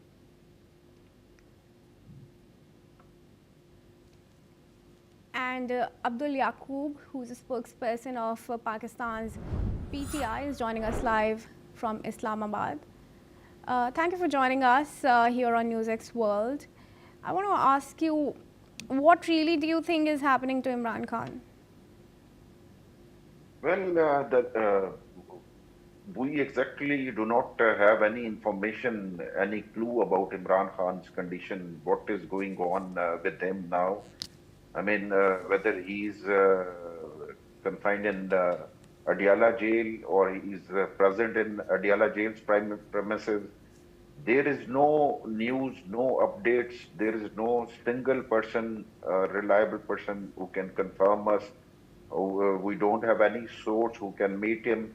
The meeting is being denied from last 25 days. Even the court hearings are postponed, which was supposed to be happened yesterday. So no lawyer, no family member, no immediate family member, no friend, no lawyer is allowed to meet him. So that is very, very concerning. I mean, it's deeply concerning. We have a grave concern about his health and his condition at the moment. I cannot say anything with the certainty that what is exactly going on with Imran Khan and where he is exactly at the moment. I mean, this is a very absurd situation. It is creating panic amongst the people, amongst the followers of Imran Khan. It had never happened before. I mean, we have over apprehensions are that his life is at a risk, in a great danger, because dark historical record shows us that Mr. Bhutto was hanged, Benazir Bhutto was assassinated on the roads of the Pindi, Liaquat Ali Khan was killed in a public gathering. So the dark histories, I mean, we are getting more scared about Imran Khan. But the government advisors are saying that he continues to remain in good condition and health. Even, I mean, they are irrelevant in this matter. Usually when the former prime ministers or popular leaders are being arrested, they are in the custody of the military establishment, not in the government's custody. So these so-called puppet government advisors or cabinet members are nothing to do with this. I mean, they don't have, even the prime minister do not have any jurisdiction. I mean, when chief minister of KPK contacted prime minister when he got elected and asked him to arrange and facilitate the meeting with Imran Khan, even the prime minister shows his helplessness in this matter. And yesterday it was the 9th time that the chief minister of the KPK went to the Adiala jail and he spent the whole night outside the Adiala jail and was being denied any access to Imran Khan. So this is the state of affairs at the moment. I don't know where it is leading towards. What are your demands? I would want to ask that. And also, do you think that Asim Munir's, the crackdown on the PTI have escalated after Asim Munir's elevation? Well, yes, the major crackdown was after the 9th May, where 10,000 workers were being arrested. At that moment, still there are over hundreds of workers under the military custody who are facing the military trials. Some are sentenced, and still thousands of the workers are behind the bars. And since this current in the current military leadership, we are facing the worst kind of dictatorship, and the way they are trying to suppress us, it never have happened in the liberal democracies. So currently, it is like they are approaching with the medieval kind of approach. There is no rule of law, which I mean, we cannot even seek justice from the courts. We have court orders. Despite the court orders having court orders, the court orders are being violated, being humiliated by the authorities, by the police, by the jail authorities. So I mean, the only option left to us is to massively protest on the roads and go for the shutdown, go for the strikes. Otherwise, we do not have any other option left. All right. Well, for now, thank you for joining us, Abdul Yaqub on NewsX World. And viewers, we now move on to news from Russia. President Vladimir Putin welcomed Hungarian Prime Minister Viktor Orban to the Kremlin today, praising his balanced position on Ukraine. Orban, who is a strong pro-Moscow European Union leader, has consistently opposed tougher sanctions on Russia and criticized Western aid to Ukraine. During the meeting, Putin said that he would be glad to host talks on Ukraine with the US in Budapest. Energy issues were also highlighted, with Orban emphasizing Hungary's continued reliance on Russian energy.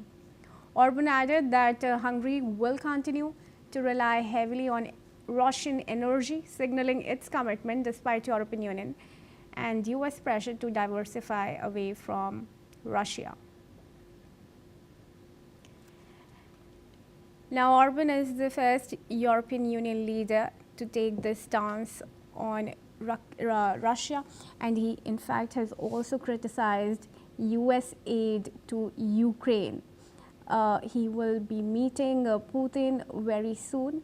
There are also reports surfacing about how Orban said that he will continue to import oil and gas from Russia as it continues to remain the most viable option.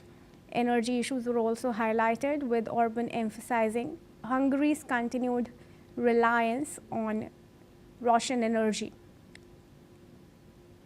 It's signaling its commitment despite European Union and US pressure to diversify away from Russia. Now, Orban is a strong pro-Moscow EU leader, consistently has opposed tougher sanctions on Russia. He's also criticized Ukraine's dependence on the United States.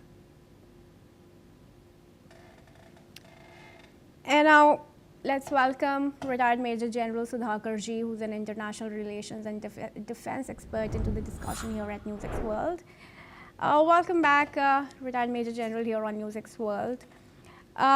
It's a very interesting stance that Orban is taking, one very similar to India's as well, as far as energy and oil and gas import is concerned. Do you think the elections due in Hungary next year has anything to do with this?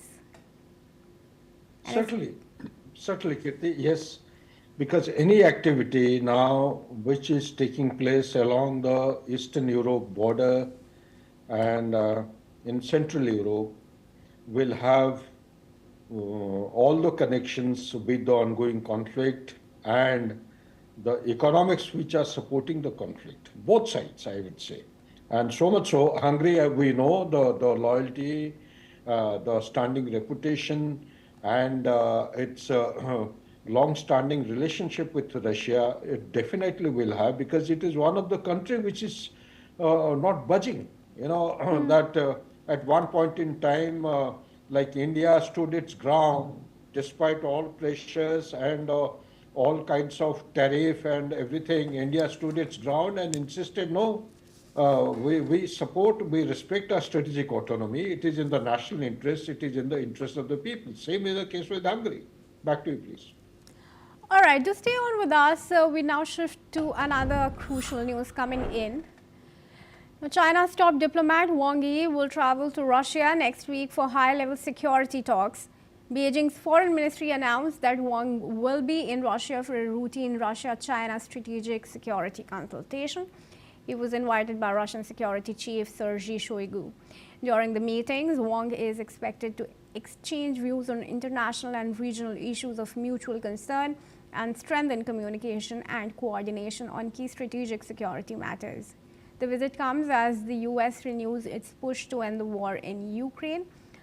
Washington recently surprised Kyiv and European partners with a new proposal to resolve the nearly 4-year conflict.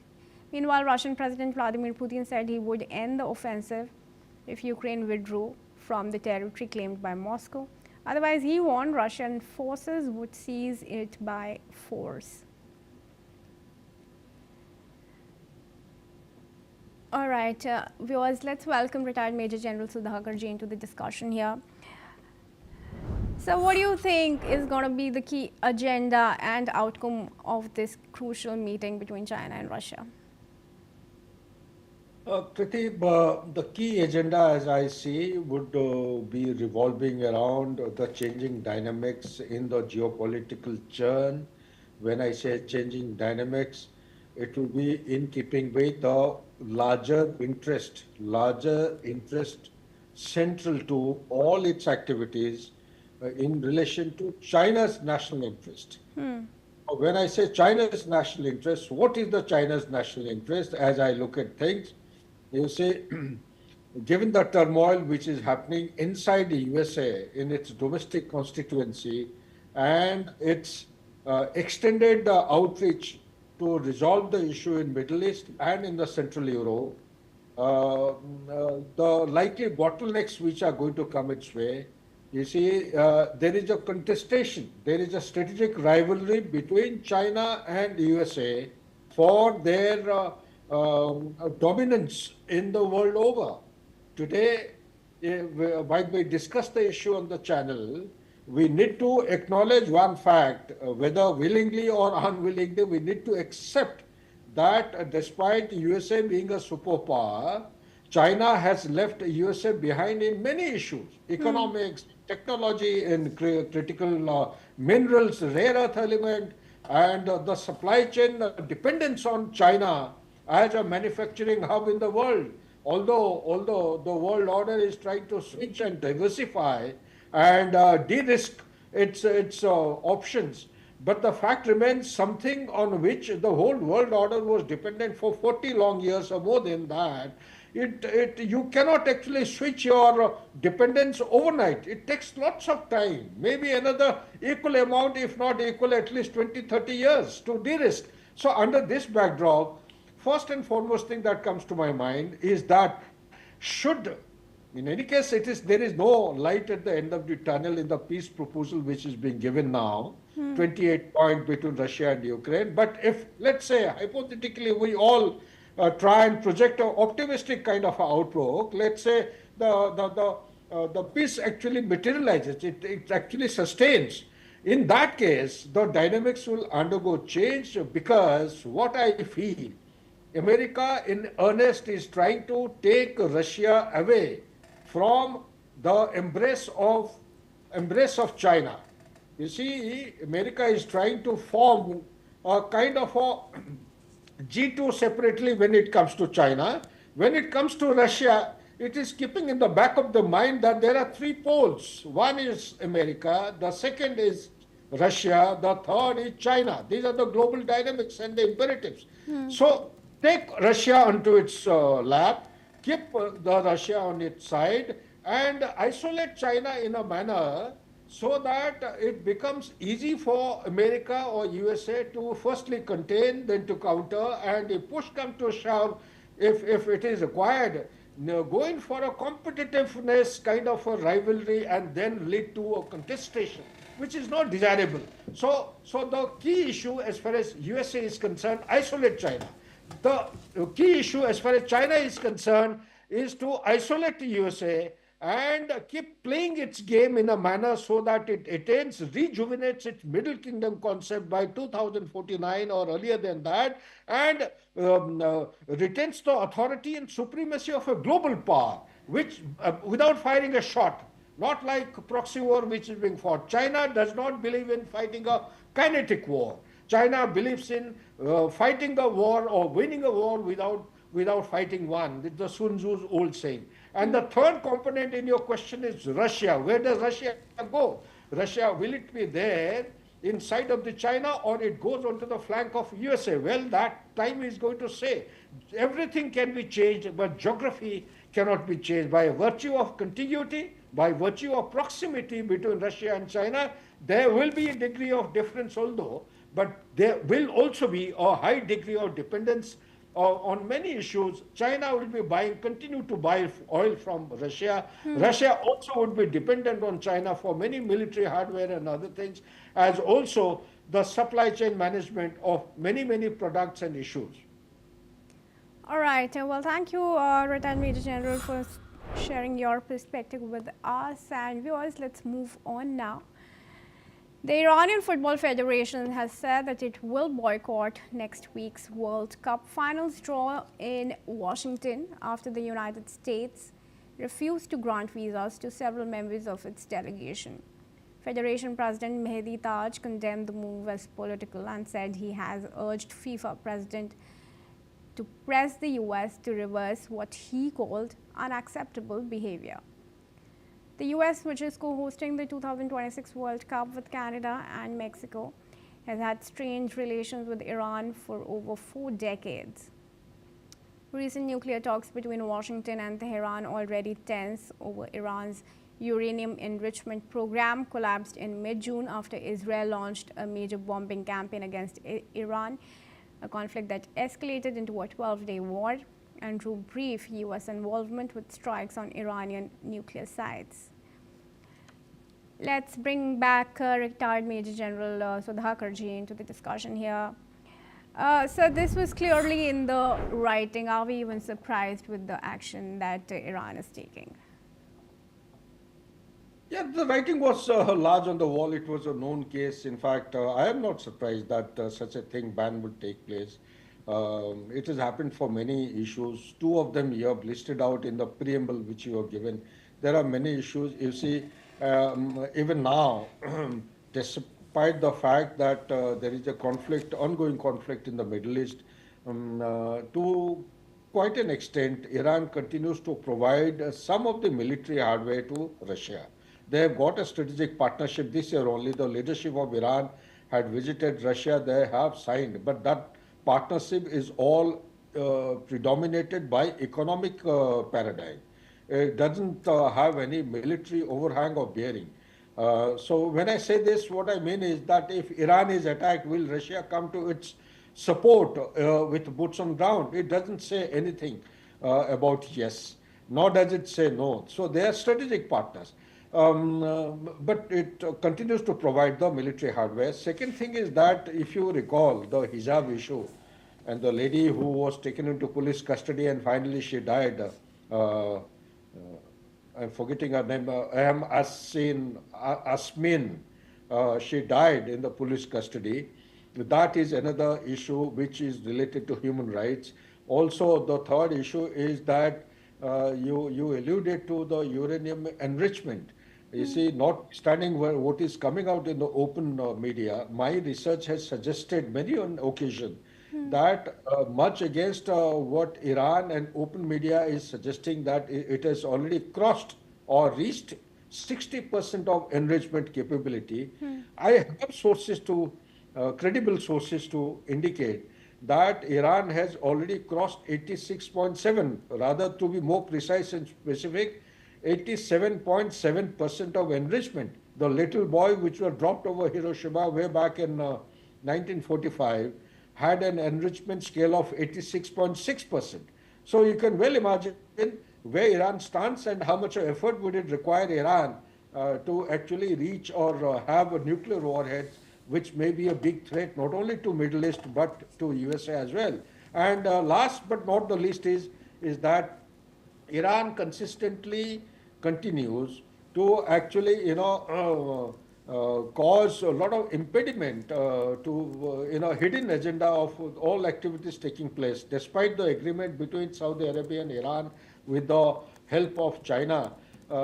It is not a reliable and credible partner for Abraham Accord, because the feud or the conflict between Shia and Sunni is an ongoing conflict for past nearly over 1400 years. So that conflict to come to an end in the Middle East so soon, so abruptly, without any sustainable and consistent effort, overnight, I would say, comparatively overnight, is a very tall order, and it's a pipe dream. So therefore, the entire dynamics, the historical perspective has to undergo change. There is a contestation between the three countries, Turkey, Saudi Arabia and Iran, for Ummah leadership. And likewise, Shia Sunni will continue. Iran will continue to support, like I have been saying through your channel, it is called the octopus doctrine. The head of octopus is Iran, and the tentacle of Houthis and Hamas and Hezbollah and Habib al-Said. This is the fourth H. They remain active in addition to the militia with the support of Iran, although they have been decimated to large an account. But they will keep reviving with the ugly face. So under these circumstances, the USA, in no uncertain terms, had made it very clear in the past as also now that the FIFA participation by USA with regard to these four names that are figuring, I think it is only four names, stands to be banned. They will not be provided visa. Right. Also, in the open source, I am given to some indications that the complete Iran is going to be banned. This is the latest is coming. Okay. So Iran is disallowed to participate in FIFA completely. That is what the latest is saying. That's true, and I do see your point. But thank you for joining us here on NewsX World. And with that, viewers, let's swiftly move on to news from Thailand, where flooding in the southern country has claimed at least 145 lives as per officials, and receding waters revealed widespread devastation. More than 1.2 million households and 3.6 million people across 12 provinces have been affected. Songkhla province was the hardest hit, with at least 110 deaths reported. As flood waters retreat, rescuers have gained better access to submerged areas, recovering more bodies and aiding survivors. Streets and homes remain damaged, with overturned vehicles and debris scattered widely. Authorities warn that while rainfall has decreased, thunderstorms could still occur in some areas, and some flood levels remain dangerously high. Moving on now, Google has dropped its antitrust complaint against Microsoft over cloud computing practices just a week after the European Union regulators launched an investigation into the issue. Google had alleged that Microsoft's actions locked customers into its Azure cloud platform. The move comes after the European Commission announced it would access and assess issues with the cloud sector under a separate process. Google is focusing on advocating for openness and choice in the cloud market, as Microsoft and Amazon dominate the sector.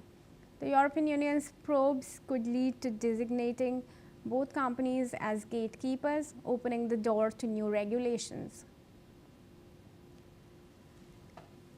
And that's a wrap on NewsX World Report. Keep watching NewsX World for more international news updates.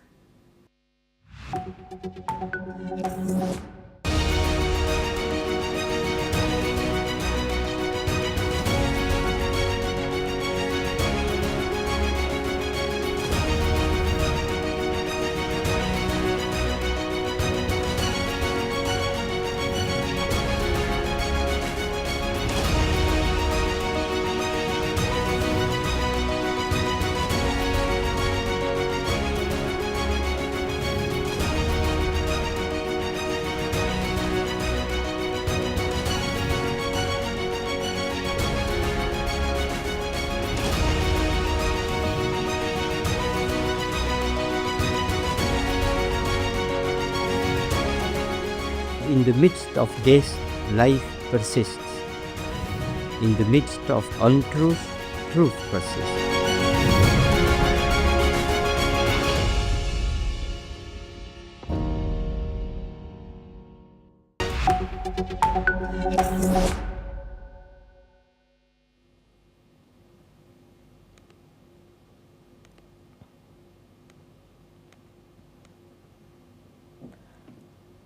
Hello and welcome. I'm Asuma Katauka and you're watching World Report on NewsX World. Let's take a look at the top headlines of this hour. US President Donald Trump has announced that National Guard trooper Sarah Backstorm has died after a shooting near the White House. He has said that the sickened soldier remains in critical condition and is fighting for his life. US President Donald Trump has announced a sweeping set of immigration proposals. He vowed to permanently pause migration from all third world countries and launch what he described as reverse migration to restore order in the United States. US President Donald Trump has said that the United States will very soon begin action on land to stop suspected Venezuelan drug traffickers. They will soon expand operations beyond maritime strikes amid rising tensions and increased US military deployments in the region. Ukrainian President Volodymyr Zelensky has said that Kyiv holds daily consultations with international partners to counter Russia's war. He has added that Ukrainian and US delegations will meet again to advance frameworks for peace and security guarantees.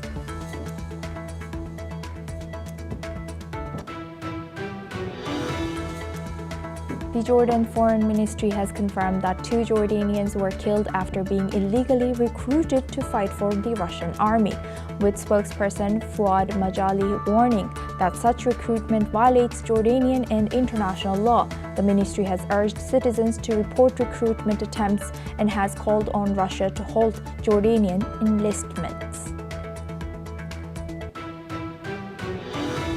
Iran's Supreme Leader Ayatollah Ali Khamenei has criticized the Trump administration on calling it unworthy of contact or cooperation with Tehran. He has also denied rumors that Iran had sent messages to Washington. Israeli authorities review a deadly incident in Jenin, West Bank, where IDF soldiers shot 2 men following surrender. Palestine condemned the killings as war crimes. Hong Kong authorities report 79 injured, including 12 firefighters, one seriously in a high-rise apartment complex fire in Tai Po. Rescue efforts are complete, but around 200 residents remain unaccounted for. Now we start this hour with the breaking news. Hong Kong authorities report that the death toll from the city's worst fire in decades has risen to at least 128 people, with around 200 still unaccounted for. The blaze, which engulfed a high-rise complex in Tai Po's northern district, raged for more than 24 hours and is now nearly extinguished. Officials confirmed 79 people were injured, including 12 firefighters, out of which one is in serious condition. Rescue operations have concluded as authorities continue accounting for missing residents and assessing the full impact of the disaster. Now we move on to US. US President Donald Trump has announced a sweeping set of immigration proposals in a social media post, vying to permanently pause migration from all third world countries and launch what he described as reverse migration to restore order. And in the United States, Trump has also stated that he would end all federal benefits for non-citizens, denaturalized migrants who undermine domestic tranquility, and deport any foreign national considered a public charge, security risk, or non-compatible with Western civilization. He has argued that only reverse migration could resolve what he called illegal and disruptive population growth in the U.S. This comes after the killing of 2 National Guards by an Afghan national near the Farragut West Station in the Northwest Quadrant in Washington, D.C. Experts suggest that such a move will have huge global implications and affect millions who shift to the U.S. for jobs, education, and also to escape persecution in their countries. Now for this discussion, we welcome former Ambassador Suresh Goyal. He's a former Indian ambassador, joins us live from New Delhi. Thank you very much, Ambassador, for joining us again. Good to see you. Now, looking at this, what would be the global and diplomatic consequences if now that U.S. Could significantly restrict immigration? Ambassador, you might be muted here. Yep. Yes, can you hear me? Am I audible? Yes, now, yes. Thank you. You see, I can understand why President Trump reacted the way he did. But in my own judgment, I think it's rather excessive, bit overdone, simply because of the factor that the USA is today in terms of technology. If you look at the number of immigrants who work in NASA, who work in the Harvard University, who work in the research and technology system, who work in their economy, the investment which has come from other countries into their industry is amazing. It's huge, really, and colossal. And therefore, for the USA to declare that all immigrants from the sensitive countries, he would basically re-examine their green cards and reverse immigration. It's all very good to say so, but it will have disastrous impact on the American economy itself. That is number one. Number two, I don't think countries like India are going to be hugely impacted by this. Prime Minister Modi has already declared the scheme for immigration of qualified people, technologically high-level people from the USA to come to India and to start their own work and start their own startups, industry, etc., or the training or the institutes. So I don't think India will be hugely impacted by this kind of a situation. They are most welcome to come back to India and start their own research and support the technology system. But it will have bad, very, very adverse impact on the USA itself. And that will mean a cascading impact on the global economy, and that is what I'm worried about. Right. And, yes. Ambassador, I do agree with you that, this rather seems like U.S. is, or President Trump's administration in particular is kind of outsourcing when pointing fingers. They rather have a lot of gun violence, which is from their own people, right? Not from immigrants. Do you think that these kind of things will maybe trigger a debate within U.S. that, why should we rather focus on or pointing out other or, migrants on blaming them for the problems in U.S. domestic shootings? Well, in this case, it was triggered by a migrant, but. You're absolutely right. I mean, the violence can be engineered by a migrant, no migrant, to the USA. There is no, and please do remember that this Afghanistani person who has been accused of shooting, he was working with CIA in Afghanistan. And he came back to India under the CIA program of giving shelter to those who supported them in their activities, in their regime change in Afghanistan. That is so. They actually were working for the USA in that sense. And number two, whoever creates a violence, whether it is American natives or whoever, in fact, I don't even know whether the Americans, the white Americans, can be called the natives. The natives are actually the Indian Americans, or those who were living there even before the whites came there as aliens. So that is the point is not really that. The point is that Trump is known for his anti-immigrant attitude. And in a rush and basically because of his own beliefs. He has taken a decision or he's doing something which is going to prove catastrophic for the USA economy, and the time will tell maybe, and I do hope that another 3 years of Trump as the president will not prove to be too long to reverse the impact of such a decision. Yes. And Ambassador, I really like how you bring up, U.S. is made out of, these white people are not indigenous as well. The U.S. has their own First Nations or their own indigenous community. So how do you think, how long or how far does this phrase used by President Trump in particular for, immigrants go when he says that I'll be sending back the immigrants now? I think President Trump, even when he is not the president, will continue to use this language for a long time, even when he is not the president, as I said. But the point really here is whether he uses or not. The point here is what it will do to the USA and what it will do to the leadership role that the world expects USA to play. That will be corroded to a great extent, and that's a problem. Yes, indeed. And building on that, how do you think how risky it is to, linking a single violent incident to sweeping migration reforms? How do you think this will affect U.S.'s public discourse, policy making, and even, as you said, a relationship with international players? Very, very badly, very badly. The world is already questioning the USA. China is practically baying at its heels. And the China, which has insulated itself practically both in terms of technology and in terms of economy from what the USA, from the decision that the USA takes. The USA, by these kind of decisions, unfortunately, is creating space for the countries that it is trying to repel from coming and basically closer to the number one position, and I mean China.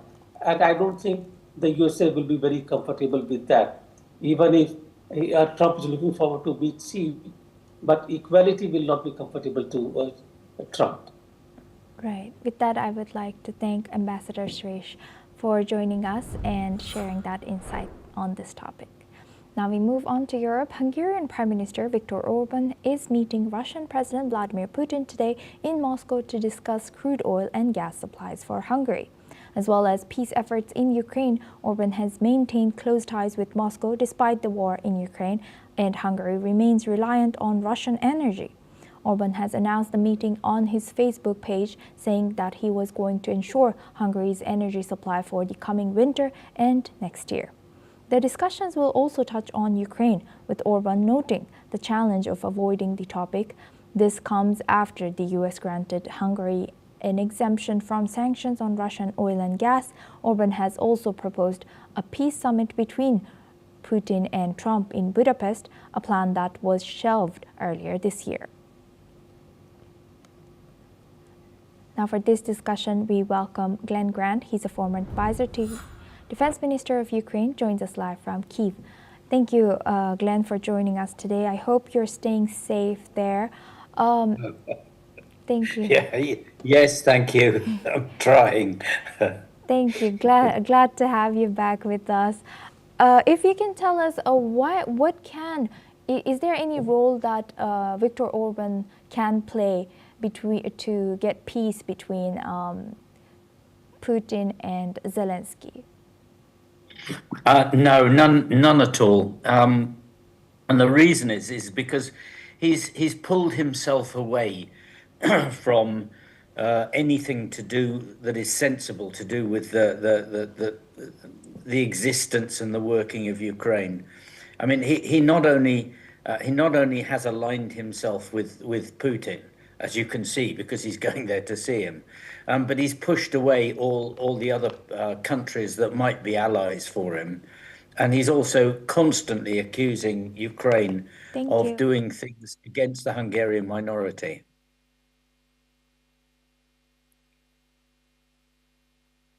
Hungary's And Glenn, how does Hungary's continued reliance on Russian oil now, and also gas, even amid this Ukraine war, affect NATO's strategic cohesion and the alliance's ability to present a unified stance? Yeah, you've raised good points there. I mean, one of the things is that clearly, I mean, Hungary is just putting hard money into Russia that will be used against Ukraine, and may actually be used against Hungary again at some stage, because you can't trust Putin. But it's very difficult for the European Union to claim any sort of solidarity when both Hungary and Slovakia are both undermining joint efforts. And you know, why did US grant exemption from sanctions for Hungary in particular? No, it's very simple. I mean, Trump is working, if not for Putin, with Putin, to do everything he can to help Putin. And this is one opportunity that he's got by dropping those sanctions with Hungary to ensure that Putin actually gets some hard financial support. Right. Thank you for simplifying it for us. And Glenn, what security implications arise from a NATO member, again, engaging directly with President Putin? Oh, well, I mean, the one thing is that you know, despite their difficultness and contrariness of Hungary, they are, of course, party to all the things that Hungary is talking about and all the things that NATO is talking about, and I think it is worrying, because it's almost sure that Orban will just simply hand over to Putin anything that he thinks will get him better leverage with Putin. So security risks, he is a very, very serious security risk on his own. What does Orban risk for his own country, like Hungary here, for continued engagement with Russia? Yeah, I mean, this is a good question. I mean, all my Hungarian friends, I have quite a few on you know, so on Facebook and on email. They're all very anti-Orban at the moment, and they think he's just dragging them down for his own personal ambitions with Putin. So I think that, you know, if there is a free and fair election, then Orban is likely to get booted out. But of course, as we know from these things with other countries, there may not be a free and fair election. So we may have more of Orban in the future. Do you think that even in case of a new or more Orban in the future for Hungary, do you think EU will be trying to corner or punish Hungary for how they have acted during Ukraine and Russia war? Well, this is a very good question, because I mean, van der Leyen, who sort of, you know, heads the EU, has been extremely weak on this area so far. In fact, weak enough that I suspect that she may have Putin's sympathies, because there has been nothing of any seriousness so far except stopping some of the money that Orban needs for that he probably wants to steal himself. But at some stage, the European Union is going to have to do something. And I do know that they are working on ways not to punish, but just to work around Orban and Hungary with what it's doing. Right. With that, I would like to thank Glenn for sharing that insight. Please stay with us as we come back to you for our next discussion as well.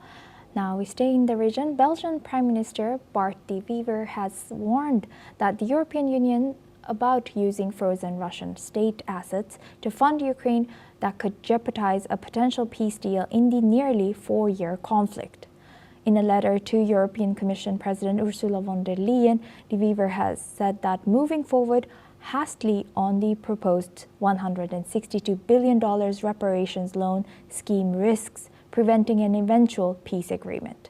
EU leaders previously attempted to approve the plan at the summit last month, but Belgium, which holds a significant portion of the frozen assets, withheld the support. De Wever also notes that Belgium has not yet seen any proposed legal language from the European Commission regarding the scheme. The European Commission aims to address Belgium's concerns in a draft legal proposal set to be presented this week, outlining the use of frozen Russian sovereign assets to support Ukraine in 2026 and 2027. Now for this discussion, we welcome back Glenn Grant. He's a former advisor to Defense Minister of Ukraine, joins us live from Kyiv. Thank you very much, Glenn, for staying with us. Yeah, thank you. Thank you. Now, Glenn, looking at this, do you think this is realistically possible to use the frozen Russian assets for Ukraine and without any repercussions? Yeah, I mean, there should be no repercussions at all. I mean, the only repercussions that can come are from Russia. And Russia has actually, broken every rule and law that there is going. So why we should worry about what Russia says in the future, I have no idea whatsoever. And that money is there and should be used. The problem is political, and the problem is Belgium. Belgium is obviously getting benefit from holding this money because it's a lot of money, and therefore there's a lot of interest from this. But Belgium has been weak on these matters before, and I don't think that is going to change. They will need serious legal persuasion from the European Union before they actually release these funds. And, well, we can only speculate here, but Glenn, how long do you think that could take? Do you see it happening with the upcoming vote on this? This is European Union work, and they are notoriously slow. So personally, the way it's been going, if it continues at the same pace, I don't see much happening before sort of February, March time. That would be about par for the course for the EU. Right, and how about this frozen Russian assets? That Belgian Prime Minister, he warned that using this could jeopardize the ongoing peace efforts. What do you think about that? Well, it's garbage. It's total garbage because there are no ongoing peace efforts. And I'm sorry, but if he's Prime Minister and he doesn't understand that, he shouldn't be Prime Minister. He needs to go and find a better job that suits him. Digging roads or something, because there's no peace plan, no peace actions going on at all. Putin has made this absolutely clear, and he's not about to change. He will keep fighting. And how could these state funds, how could this affect strategic calculus for both Kyiv and Moscow? Well, I mean, looking at Kyiv, I mean, Kyiv is running up huge debts at the moment, and they even have problems with with paying basic things at times. So this money would actually both free up the government to pay for things they need to pay for, just basic debts, but it would also allow some more money to be used to buy weapons and to buy many of the things that the military needs to continue the war properly. On Russia's side, well, they haven't got the money now, so they're not going to get the money in the near future anyway. So I don't think it makes much difference to Russia, except that in the long term, obviously, even for their rebuilding, they would like some of this money back. And as you rightfully mentioned, that a lot of things move slow in EU, like a lot of things do move slow also in Japan. But what are the potential security implications for NATO and EU's cohesion if member states they move very slow with these kind of decisions? That's conjecture, of course, from all of us. There seems to be a certain amount of stability in the relationships at the moment in the European Union. But as you know, the stability between the European Union and America is dripping away fast. I think, over the winter, we're going to see a hardening of the European position and probably have to have a stronger relationship with Japan, as you mentioned, South Korea, Australia, to create a going forward support for Ukraine without the United States of America. And talking about going forward, what lessons can be drawn from this Belgium's caution, and also regarding any frozen assets, about the interplay between economic measures and conflict resolution in wars? Well, I think the first and most serious lesson is that people have got to take this war seriously. That too many of the European nations are still treating it as a second activity. So worry about the country first and internal politics, and the war is second. Populations have not been made clear that this war is coming to get them if the European countries don't sort themselves out and actually support Ukraine properly. It's very, very worrying times, really, and it's like drifting. I'm sorry, but we're drifting. We're not actually biting this subject as hard as we should do to support Ukraine in its battle. So, Glenn, what's your analysis when you say some countries are not taking this war as seriously as they should? Do you think Hungary is taking this very serious? I think Orban is. I don't know if you've ever seen the size of the palace that Orban lives in. I think Orban is just taking this as to try and get as much political clout as he can with Russia for whatever reason. And to get as much money from the whole of these activities as he can do. He's a dangerous man at the moment, a dangerous man because he's not on our side, and he's made that absolutely clear by his trip to see Putin now. Right. Well, I'll have to check where Orban lives after this conversation. With that, I would like to thank Glenn Grant for always joining us and sharing that insight as a former advisor to Defense Minister of Ukraine.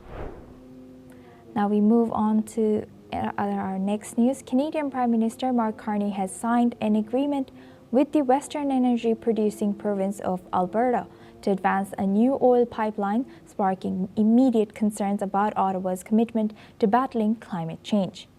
The Memorandum of Understanding charts a plan for a pipeline going from Alberta to Canada's Pacific coast to boost oil exports to Asia, which is in line with Carney's goal of expanding overseas trade to offset damage from U.S. President Donald Trump's trade war. Aside from broadening exports,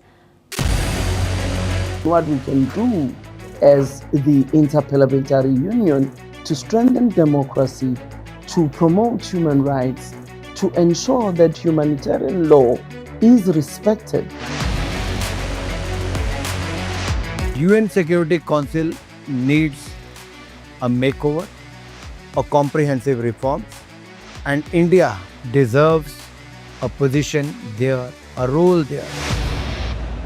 Prime Minister Modi during Operation Sindoor made it amply clear that war has never been India's choice. We are with the side of peace. We are neither neutral nor indifferent. We are with peace.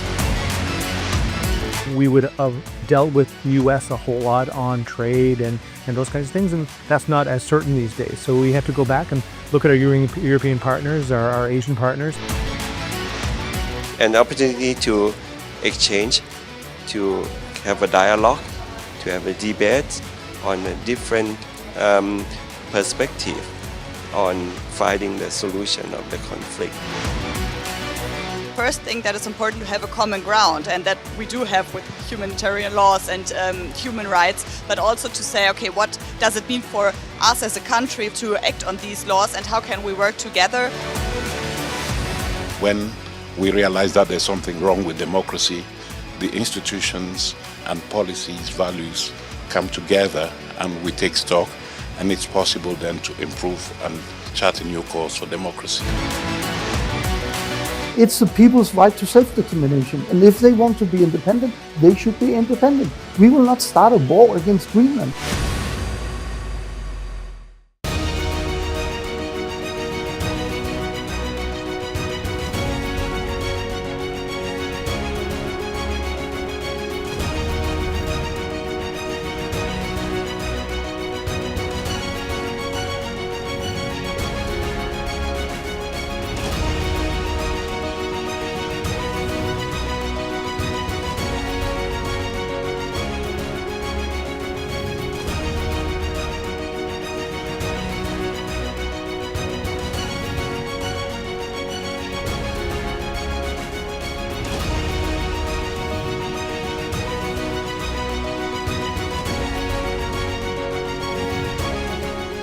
In the midst of death, life persists.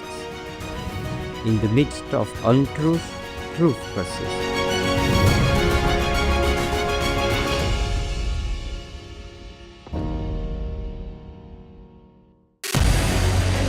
What we can do as the Interparliamentary Union to strengthen democracy, to promote human rights, to ensure that humanitarian law is respected.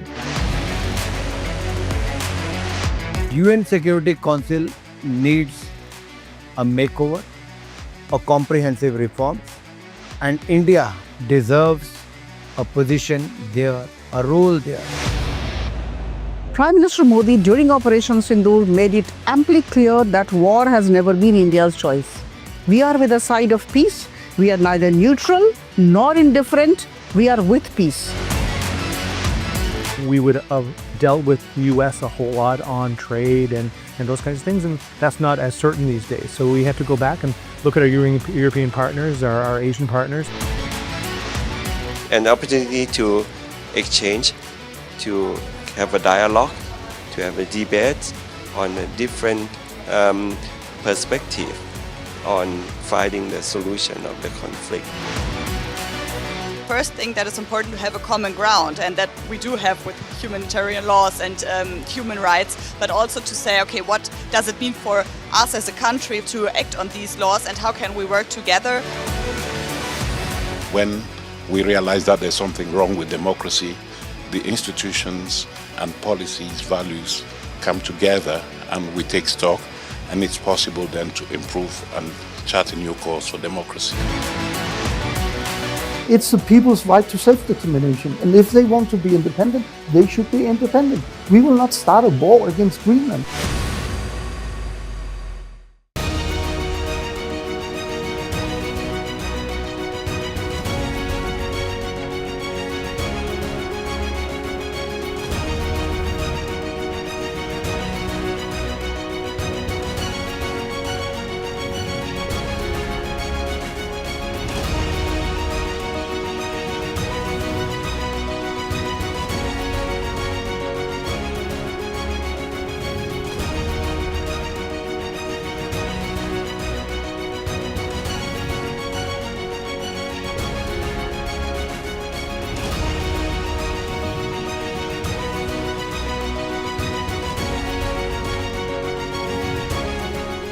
In the midst of death, life persists. In the midst of untruth, truth.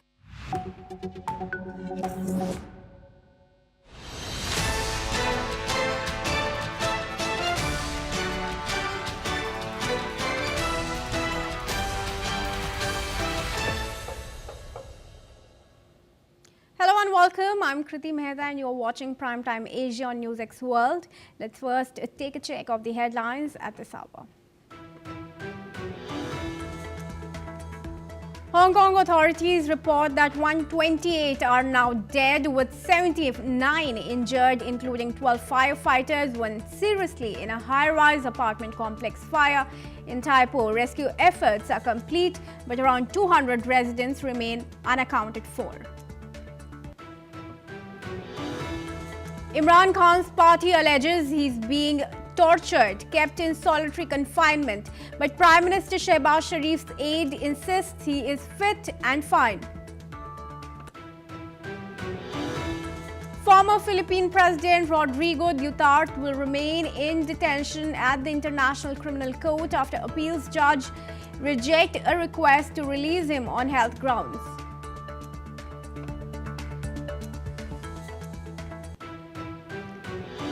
Sri Lanka deploys troops as flood waters rise. Death toll hits 56, with another 21 people missing. Sri Lanka is currently experiencing the northeast monsoon season, but rainfall has intensified due to a cyclone. India sends relief to Sri Lanka under Operation Sagar Bandhu, but Prime Minister Modi offers condolences on X. He says, guided by India's neighbourhood first policy and vision, Mahasagar, India continues to stand firmly with Sri Lanka in its hour of need. Rescuers Step up recovery operations as Southeast Asia floods death toll reaches 321. Thailand, Indonesia and Malaysia reel under floods. The Jordanian Foreign Ministry confirmed that 2 Jordanians were killed after being illegally recruited to fight for the Russian army, with spokesperson Fouad Majali warning that such recruitment violates Jordanian and international law. The ministry has urged citizens to report recruitment attempts and has called on Russia to halt Jordanian enlistments. Iran's Supreme Leader Ayatollah Ali Khamenei criticizes the Trump administration, calling it unworthy of contact or cooperation with Tehran. He also denied rumors that Iran had sent messages to Washington.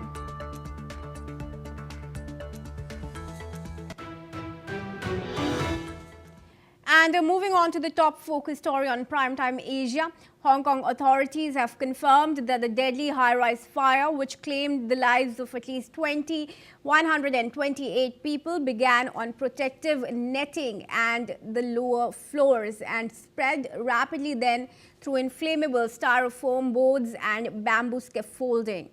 Security Chief Chris Tang stated that the fire quickly ascended, fueled by burning debris. As of now, 5 individuals have been arrested, including 2 directors from Willpower Architects and 3 senior staff members from Prestige Construction and Engineering. Officials also revealed that fire alarms were malfunctioning during the incident and promised strict enforcement action.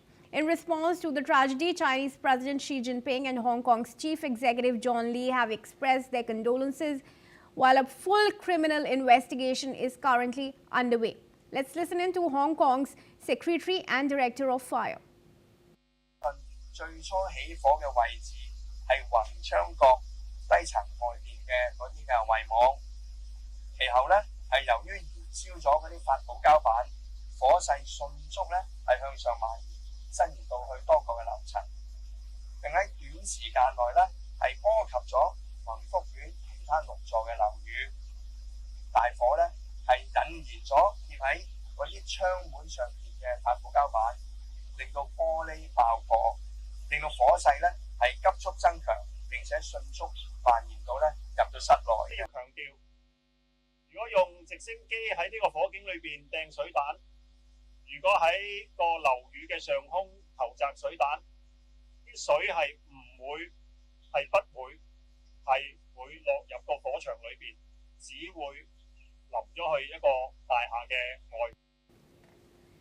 Let's now welcome Satoru Nagao, who is a fellow at the Hudson Institute, joining us live from Tokyo. A very warm welcome to you, Mr. Nagao, and thanks for joining us here at NewsX World. Now, some of the causes have started coming out, including that of the use of bamboo scaffolding and Chinese nets. But let's talk about a larger question. Is the fire and the consequences of it and the rising death toll posing a threat now for China's grip on the city, especially when local elections are upcoming in December? My election itself, in case of China, there is no problem even in Hong Kong, because recently there is no criticize against the government side, so that's why this is not affected. But in this case, the security level is a matter, because if the bamboo stage is the cause of the problem to spread the fire, and this is not only the reason because the cause bamboo itself do not create the fire. So there's a possibility the cigarette the workers are using, and it could be something cause of fire. After that, this bamboo stage is a cause of spread rapidly. So that's why the what is the rule in the Hong Kong, because the crisis management level or safety standard, these are the job of the local government, and after that, of course, a company should follow this. These are the one by one they need to check. And in this case, that's why if the governmental side has some problem of the safety measures, of course, there's a possibility it will be a risk for the government.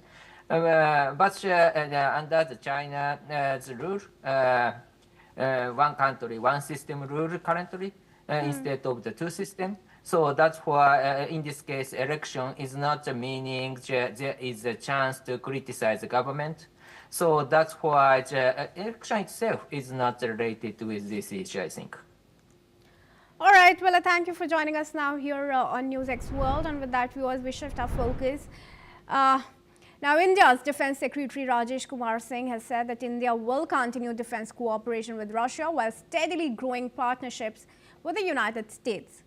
Speaking at FICCI's 98th annual general meeting, he emphasized that India follows strategic autonomy, sourcing equipment from multiple countries, including the United States, Russia, and France. Singh further noted that over 1.33 lakh crore Indian rupees have been spent this year, with nearly 88% involving domestic suppliers, and that future foreign purchases will mostly involve joint production within India. The leader also highlighted the ministry's plan to seek a 20% increase in the defense budget to meet India's modernization needs. The focus remains on boosting domestic production while maintaining selective imports and international cooperation.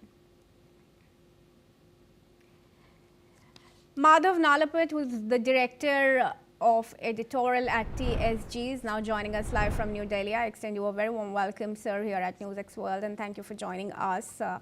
Now, India has clearly maintained its autonomy and its position of siding with peace, not being neutral or indifferent, but continuing to side with peace. Look, I'd like to point out to a facet of the visit of President Putin to India. He's a welcome guest. He's a very welcome guest, and he's going to be treated with full honors as befits the head of state of a great power. India, Russia, China, and the US are the four great powers of the world, and two of them are now meeting when President Putin comes to India and meets Prime Minister Modi. So I want to say one thing, and that is, yes, defense cooperation is important. Russians are very, very consistent in their defense equipment supply to India. They don't have the problem which you have with American equipment, that one day some sanction may come, someday some political wind may blow elsewhere, and so as a consequence, supplies are temporarily or even permanently cut off. And that is, let me emphasize the question of peace.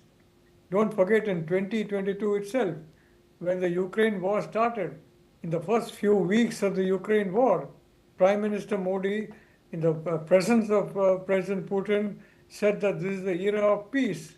It's not an era of war. So my own view is that President Putin coming will be a very good opportunity for Prime Minister to reinforce his message of peace. And I can tell you one thing very clearly. I think it's very important for Ukraine to ensure that it stops fighting, for a simple reason that, this chance of peace in 2022, there was a chance for peace. It was completely rejected by the Ukrainians because of the, persuasion of the Americans and the Europeans. Now the Americans are separate. The Europeans are the only ones who are now pushing this war. But the Prime Minister is definitely certain to mention once again, this is the era of peace. And as someone who has got high regard for Ukrainian people, I would say that the country has suffered enough as a result of this terrible conflict, and they should accept the consequences of it, and they should move on hopefully to a future of prosperity. I'm very, very sure that Prime Minister Modi will be talking about peace.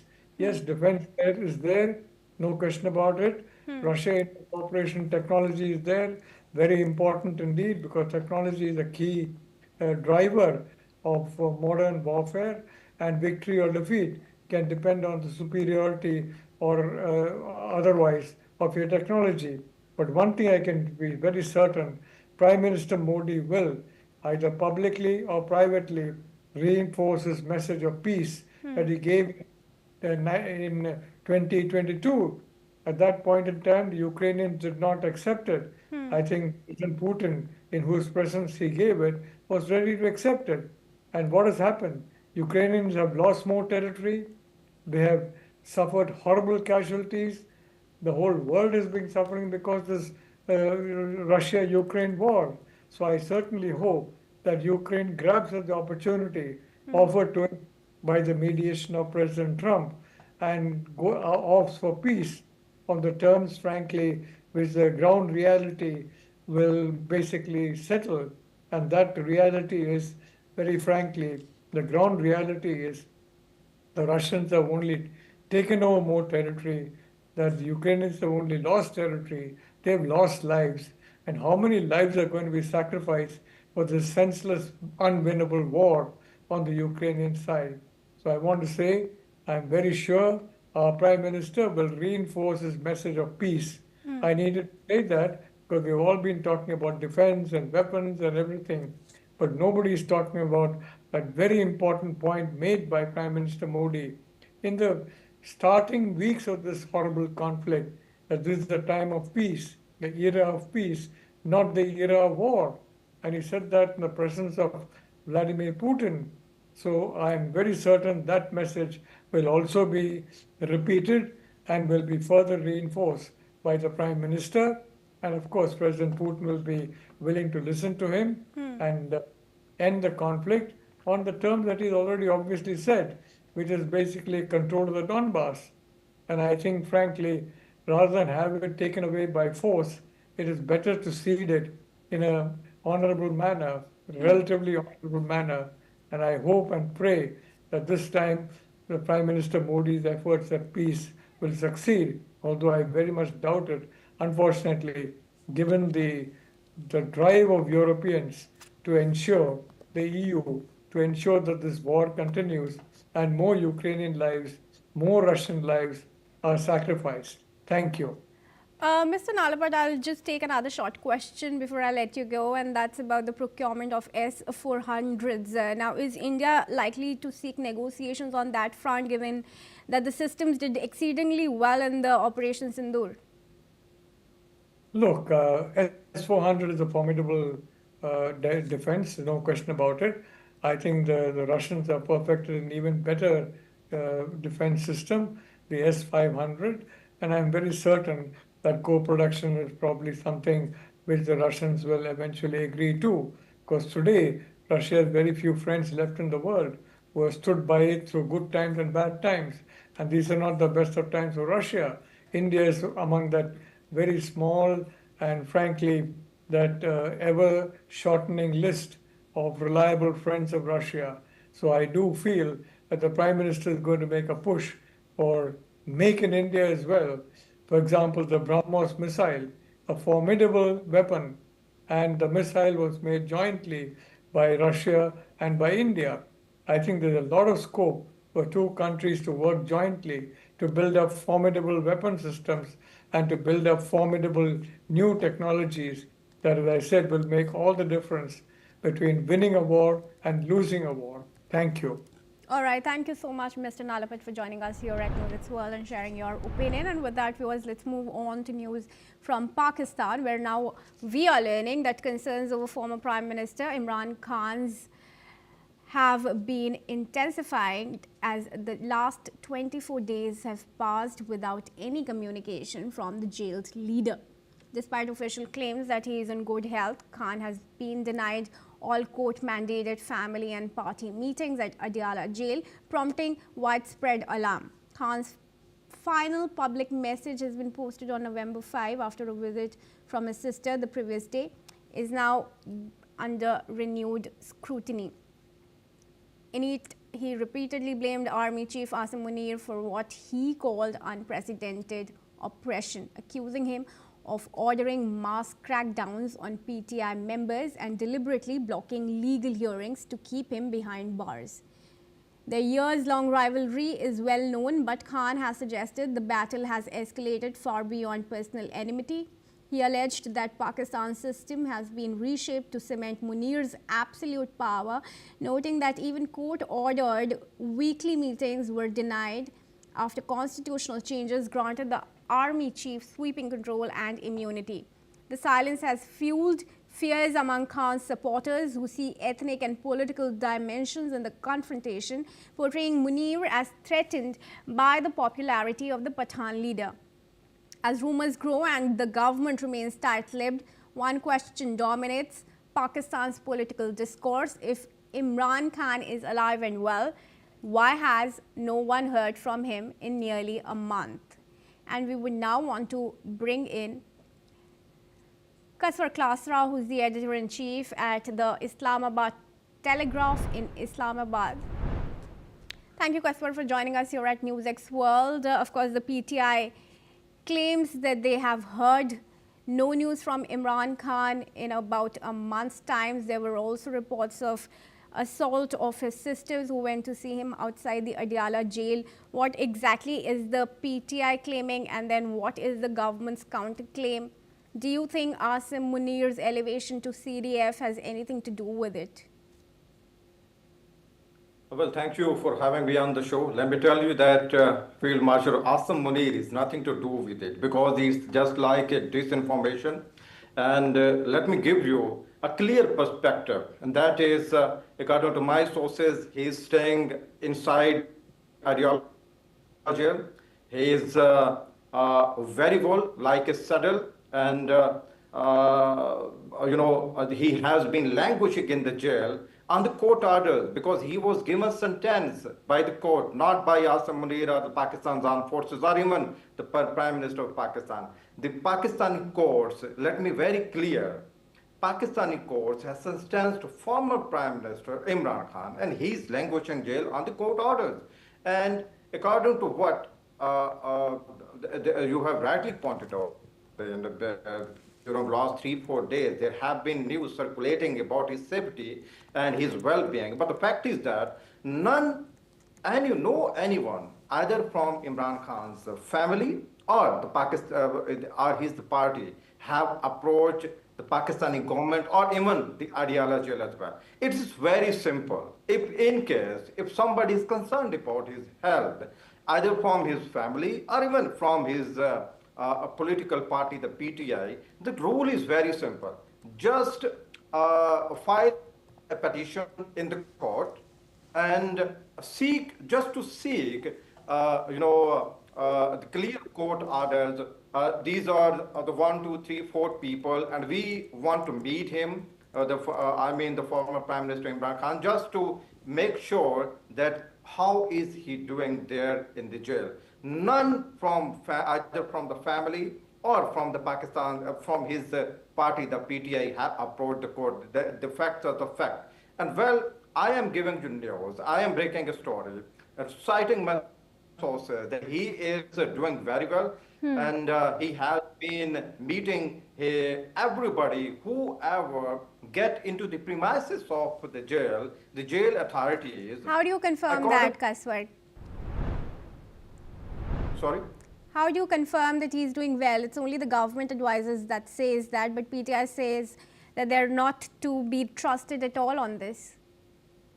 Well, this is just disinformation. If PTI can speak to media, if PTI can hold demonstration outside the Adiala jail, then who is stopping them to file a petition in the court just to give clear orders that these are the few people, A, B, C, D, these are the people, and these want to meet Mr. Imran Khan, the former Prime Minister Imran Khan. It takes just 30 minutes to file a petition in the court to seek clear court orders to meet former Prime Minister Imran Khan. Whoever, according to my sources, whoever get into the premises of the Adiala jail in Rawalpindi, they have been meeting, and there have been meeting in the past as well. So I think this is just a tactic by Pakistan Tehreek-e-Insaf to put pressure on the Pakistani government and just to make the fuss out of it. And there are no credentials to the reports of Imran Khan not being into jail if something bad happened to him. According to my sources, he's doing very well, and he has been meeting his wife once in a week. I'm just breaking it, that he have been allowed to meet his wife, who's also languishing in the same jail, but in definitely in another cell as well. And he has been running, he has been walking, he has been doing exercises in the court. This is what sources told me, and I am telling you on a very good authority. He's there in the jail and he's doing very well. But if a PTA, somebody asked PTA and its workers and its the leaders, if you guys can even spend a whole night outside Adiala jail, then who is stopping you guys just to file a petition in the court and to get clear order that these are the few people, these are Mr. A, B, C, and these are the 4 people, just to pray to the court that please allow us to have a meeting with the former Prime Minister Imran Khan, because we just want to make sure he's doing very well. But none of either from the family or from the PTI have actually approached the jail authorities or the court to get clear order in this regard. I think this is just, they are just making a push, and actually they are using tactics to put pressure on the Pakistani government, and even the Pakistani government is not taking them seriously.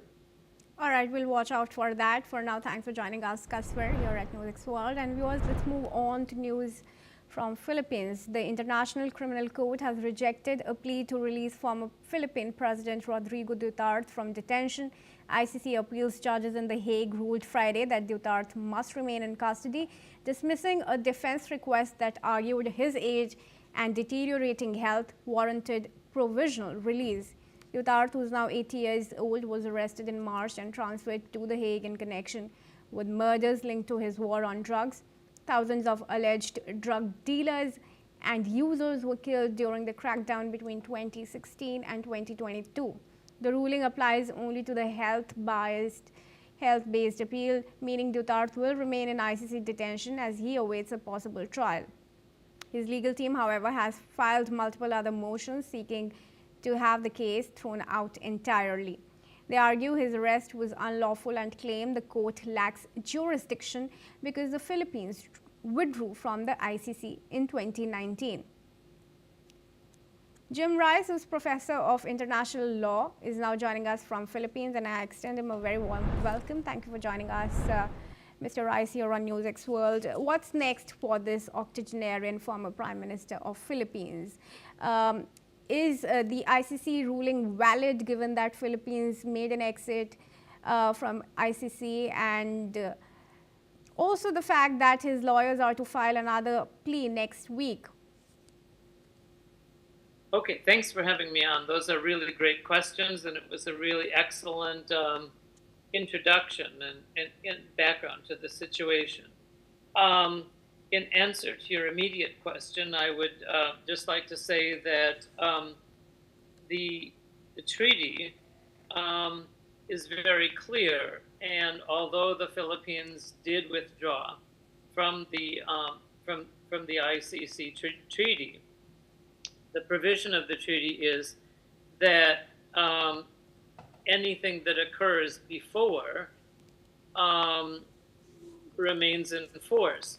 So in other words, the ICC has jurisdiction and had jurisdiction on anything that, any crimes against humanity that was perpetrated on the people of the Philippines prior to that time. So the ICC's jurisdiction is completely accurate and justified.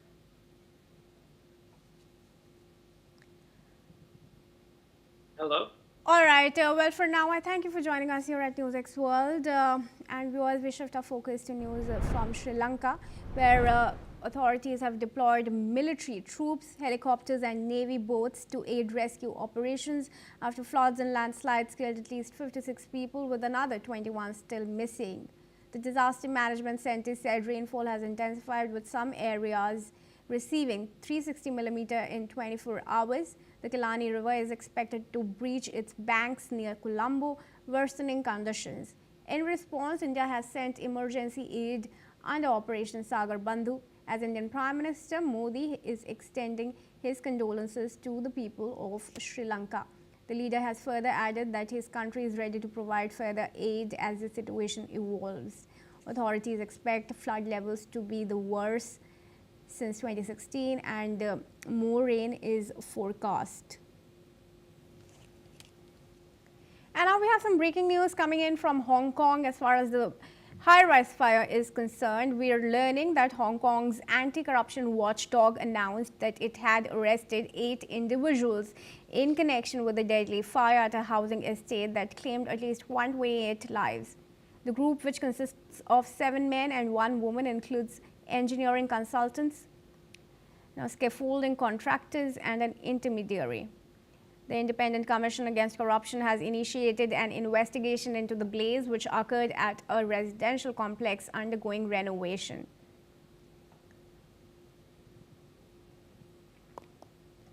And now moving on to Indonesia, where President Prabowo Subianto has announced that his government has quickly mobilized emergency assistance to North Sumatra and West Sumatra after floods and landslides hit the provinces this week, killing more than 300 people. Speaking at a National Teachers' Day event in Jakarta, the president said that officials are coordinating with local governments to speed up relief efforts, though tough terrain and bad weather have made logistics challenging.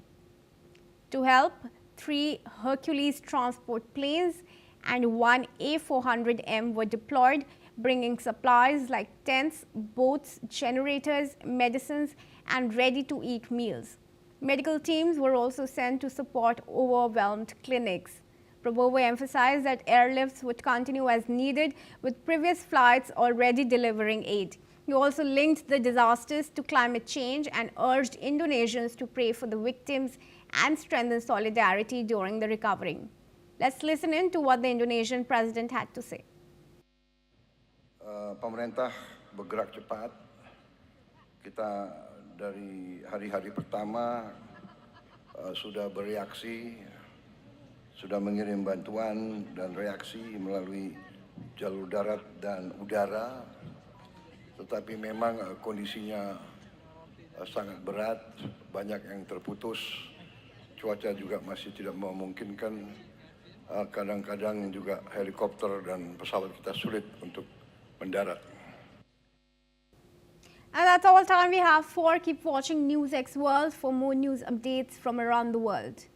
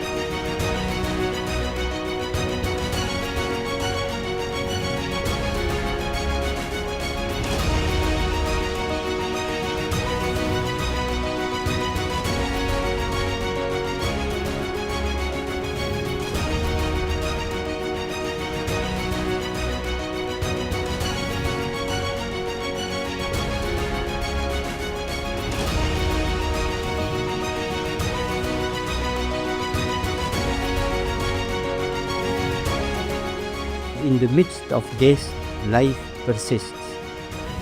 In the midst of untruth, truth persists.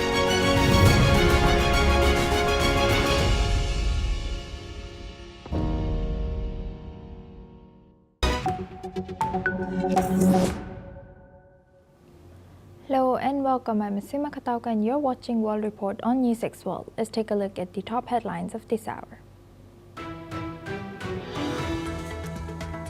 US President Donald Trump has announced that National Guard trooper Sarah Backstorm has died after a shooting near the White House. He has said that the second soldier remains in critical condition and is fighting for his life.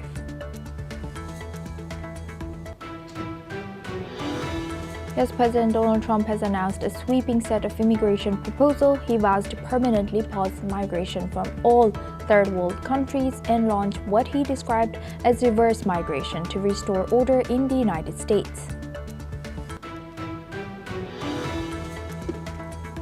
President Trump has stated that the United States will soon begin action on land to stop suspected Venezuelan drug traffickers.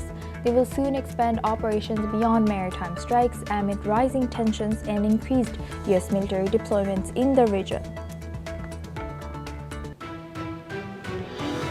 Ukrainian President Volodymyr Zelensky has stated that Kyiv holds daily consultations with international partners to counter Russia's war. He has added that Ukrainian and U.S. delegations will meet again to advance frameworks for peace and security guarantees.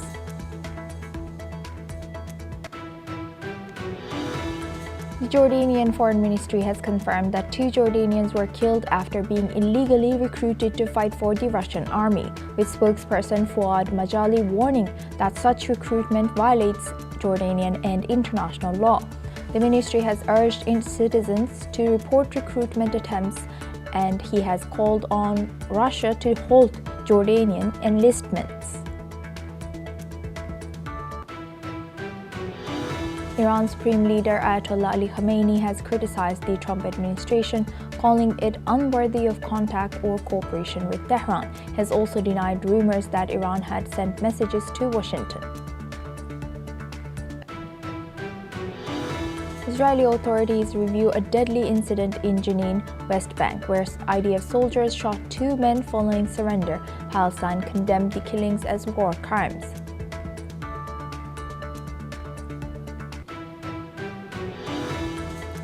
Hong Kong authorities report 79 people injured, including 12 firefighters, one seriously in a high-rise apartment complex fire in Tai Po. Rescue efforts are complete, but around 200 residents remain unaccounted for.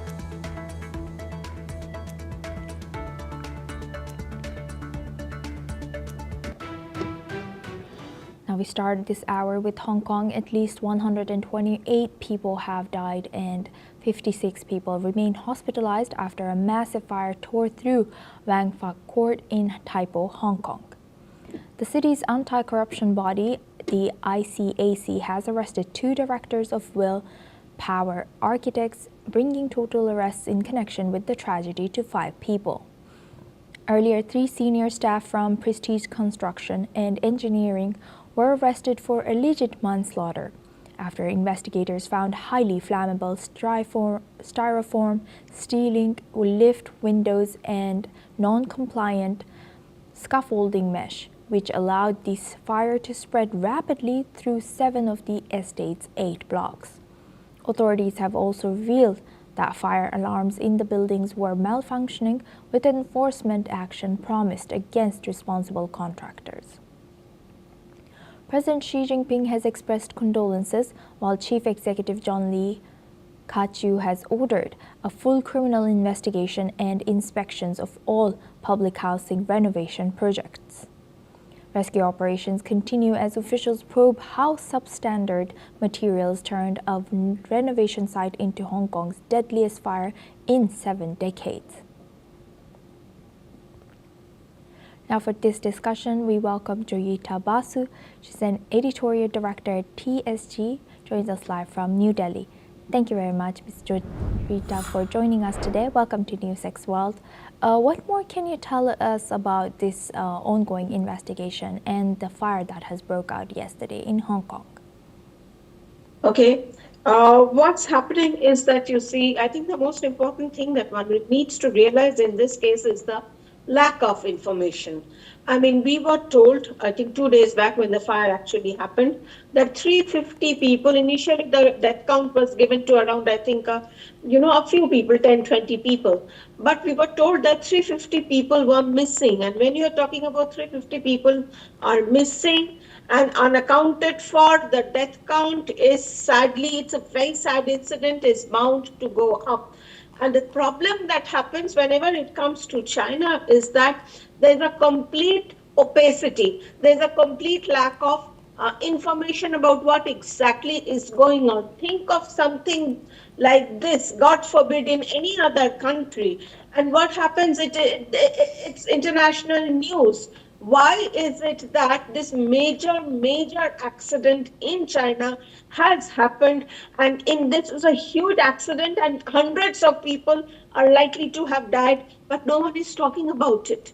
You know, there is hardly any uproar in the world. I mean, there is hardly any, a chatter on in terms of I would say the kind of irresponsibility that has led to a situation like this. There is no demand to for any accountability. This reminds me of a very similar situation that took place sometime in 2022. It was, the fag end of COVID. COVID was almost over at that time. It was in Xinjiang province. There was another similar building fire that took place in the city of Urumqi. And there were primarily a lot of Uyghurs died in that fire. And there were questions about, of course, the building security and a whole lot of other things. But what happened in that case was also a complete blackout of information. So frankly, this is completely unacceptable. All that we see on social media posts is that, the Chinese embassy here, for example, they are just retweeting things like, oh, the citizens are coming out to help. But come on, what about accountability? What about exact number of death count? What exactly caused the fire? Nothing is available in the public domain. Think in terms of 2017, the Grenfell Tower fire that took place in the UK. You remember the blow coverage of that happened on international media. I surprisingly, except for obviously it's good that NewsX World is picking up this topic, but beyond that, I hardly see any coverage in international media about it. There's hardly any news. There's hardly any chatter on social media. What is going on over here? Why are we giving China a free pass like this? Yes, indeed. And to what extent should the Hong Kong government bear responsibility for ensuring proper fire safety and making sure that such incidents don't occur again? I think they have to take care of it. What are the rules that they have? I mean, say, for example, in the Grenfell fire, I remember there was this problem with the cladding. It seems in the Hong Kong fire, also the cladding, they generally apply some kind of decorative element on the outside of the building, and which is flammable. Even after, and that was what caused that was what actually, that was where the fire started in the Grenfell case in the UK. So why is it that I would say municipal authorities have not learned a lesson from that particular incident, and why are they allowing some sort of that cladding that is there on the building surface? And also we need to find out what are the fire safety rules that were there, and in India in particular we need to find out whether buildings are there with such cladding, what kind of safety rules are there, what kind of adequate fire safety measures are there, whether this constant talk about, the Hong Kong fire was caused because the bamboo poles caught fire. There is some disputing of that claim, because they are saying, no, that was not the cause, it was caused by the net. So apart from the cladding, that thing that's placed on this building surface. Yes. So there has to be proper investigation, and the Chinese should make it public that what caused it. I mean, the world needs to know. Ms. Joyita Basu, thank you for joining us today and sharing that insight as the editorial director of TSG. Now we move on to our next news. Anti-corruption investigators have carried out searches at the apartment of Andriy Yermak, the chief of staff to President Volodymyr Zelensky. The National Anti-Corruption Bureau and the Specialized Anti-Corruption Prosecutor's Office have confirmed the operation, saying that the searches were sanctioned and linked to an ongoing investigation. Authorities have not disclosed what the inquiry specifically concerns. The raid comes amid a major scandal in Ukraine's energy sector, where investigators recently uncovered a $100 million kickback scheme. The revelation has sparked public anger as the country continues to suffer from Russian attacks on its power grid. Yermak has considered Zelensky's most influential ally and said that he is fully cooperating, adding that investigators are facing no obstacles and have been given complete access to his apartment. Yermak has also been leading negotiations with the United States on revising President Donald Trump's 28-point proposal to end the war. Now for this discussion, we welcome Muhammad Osman. He's an international relations expert, joined us live from Cairo. Thank you very much, Muhammad, for joining us again. Good to see you. Thank you for having me, Suma. Thank you. Now looking at this, how could this latest corruption allegations, noting that this is not the first such scandal that's come out from Zelensky's government involving top officials, how is this all impacting Ukraine's credibility in negotiations with international partners, particularly as it seeks Trump's support for revising 28-point peace proposal? Of course, Suma, the latest corruption scandal in Ukraine is nothing short of a political earthquake inside Ukraine that also has its ramifications even on the war with Russia and the peace negotiations as well, because this scandal has severely weakened President Zelensky's position, because many members of his inner circle has been implicated in this scandal. It involves getting kickbacks and bribes from energy contractors who are carrying out works or contracts with regards to Ukraine's official energy companies, including the nuclear energy company. It is believed that many of those senior officials, including the Minister of Justice and the Minister of Energy,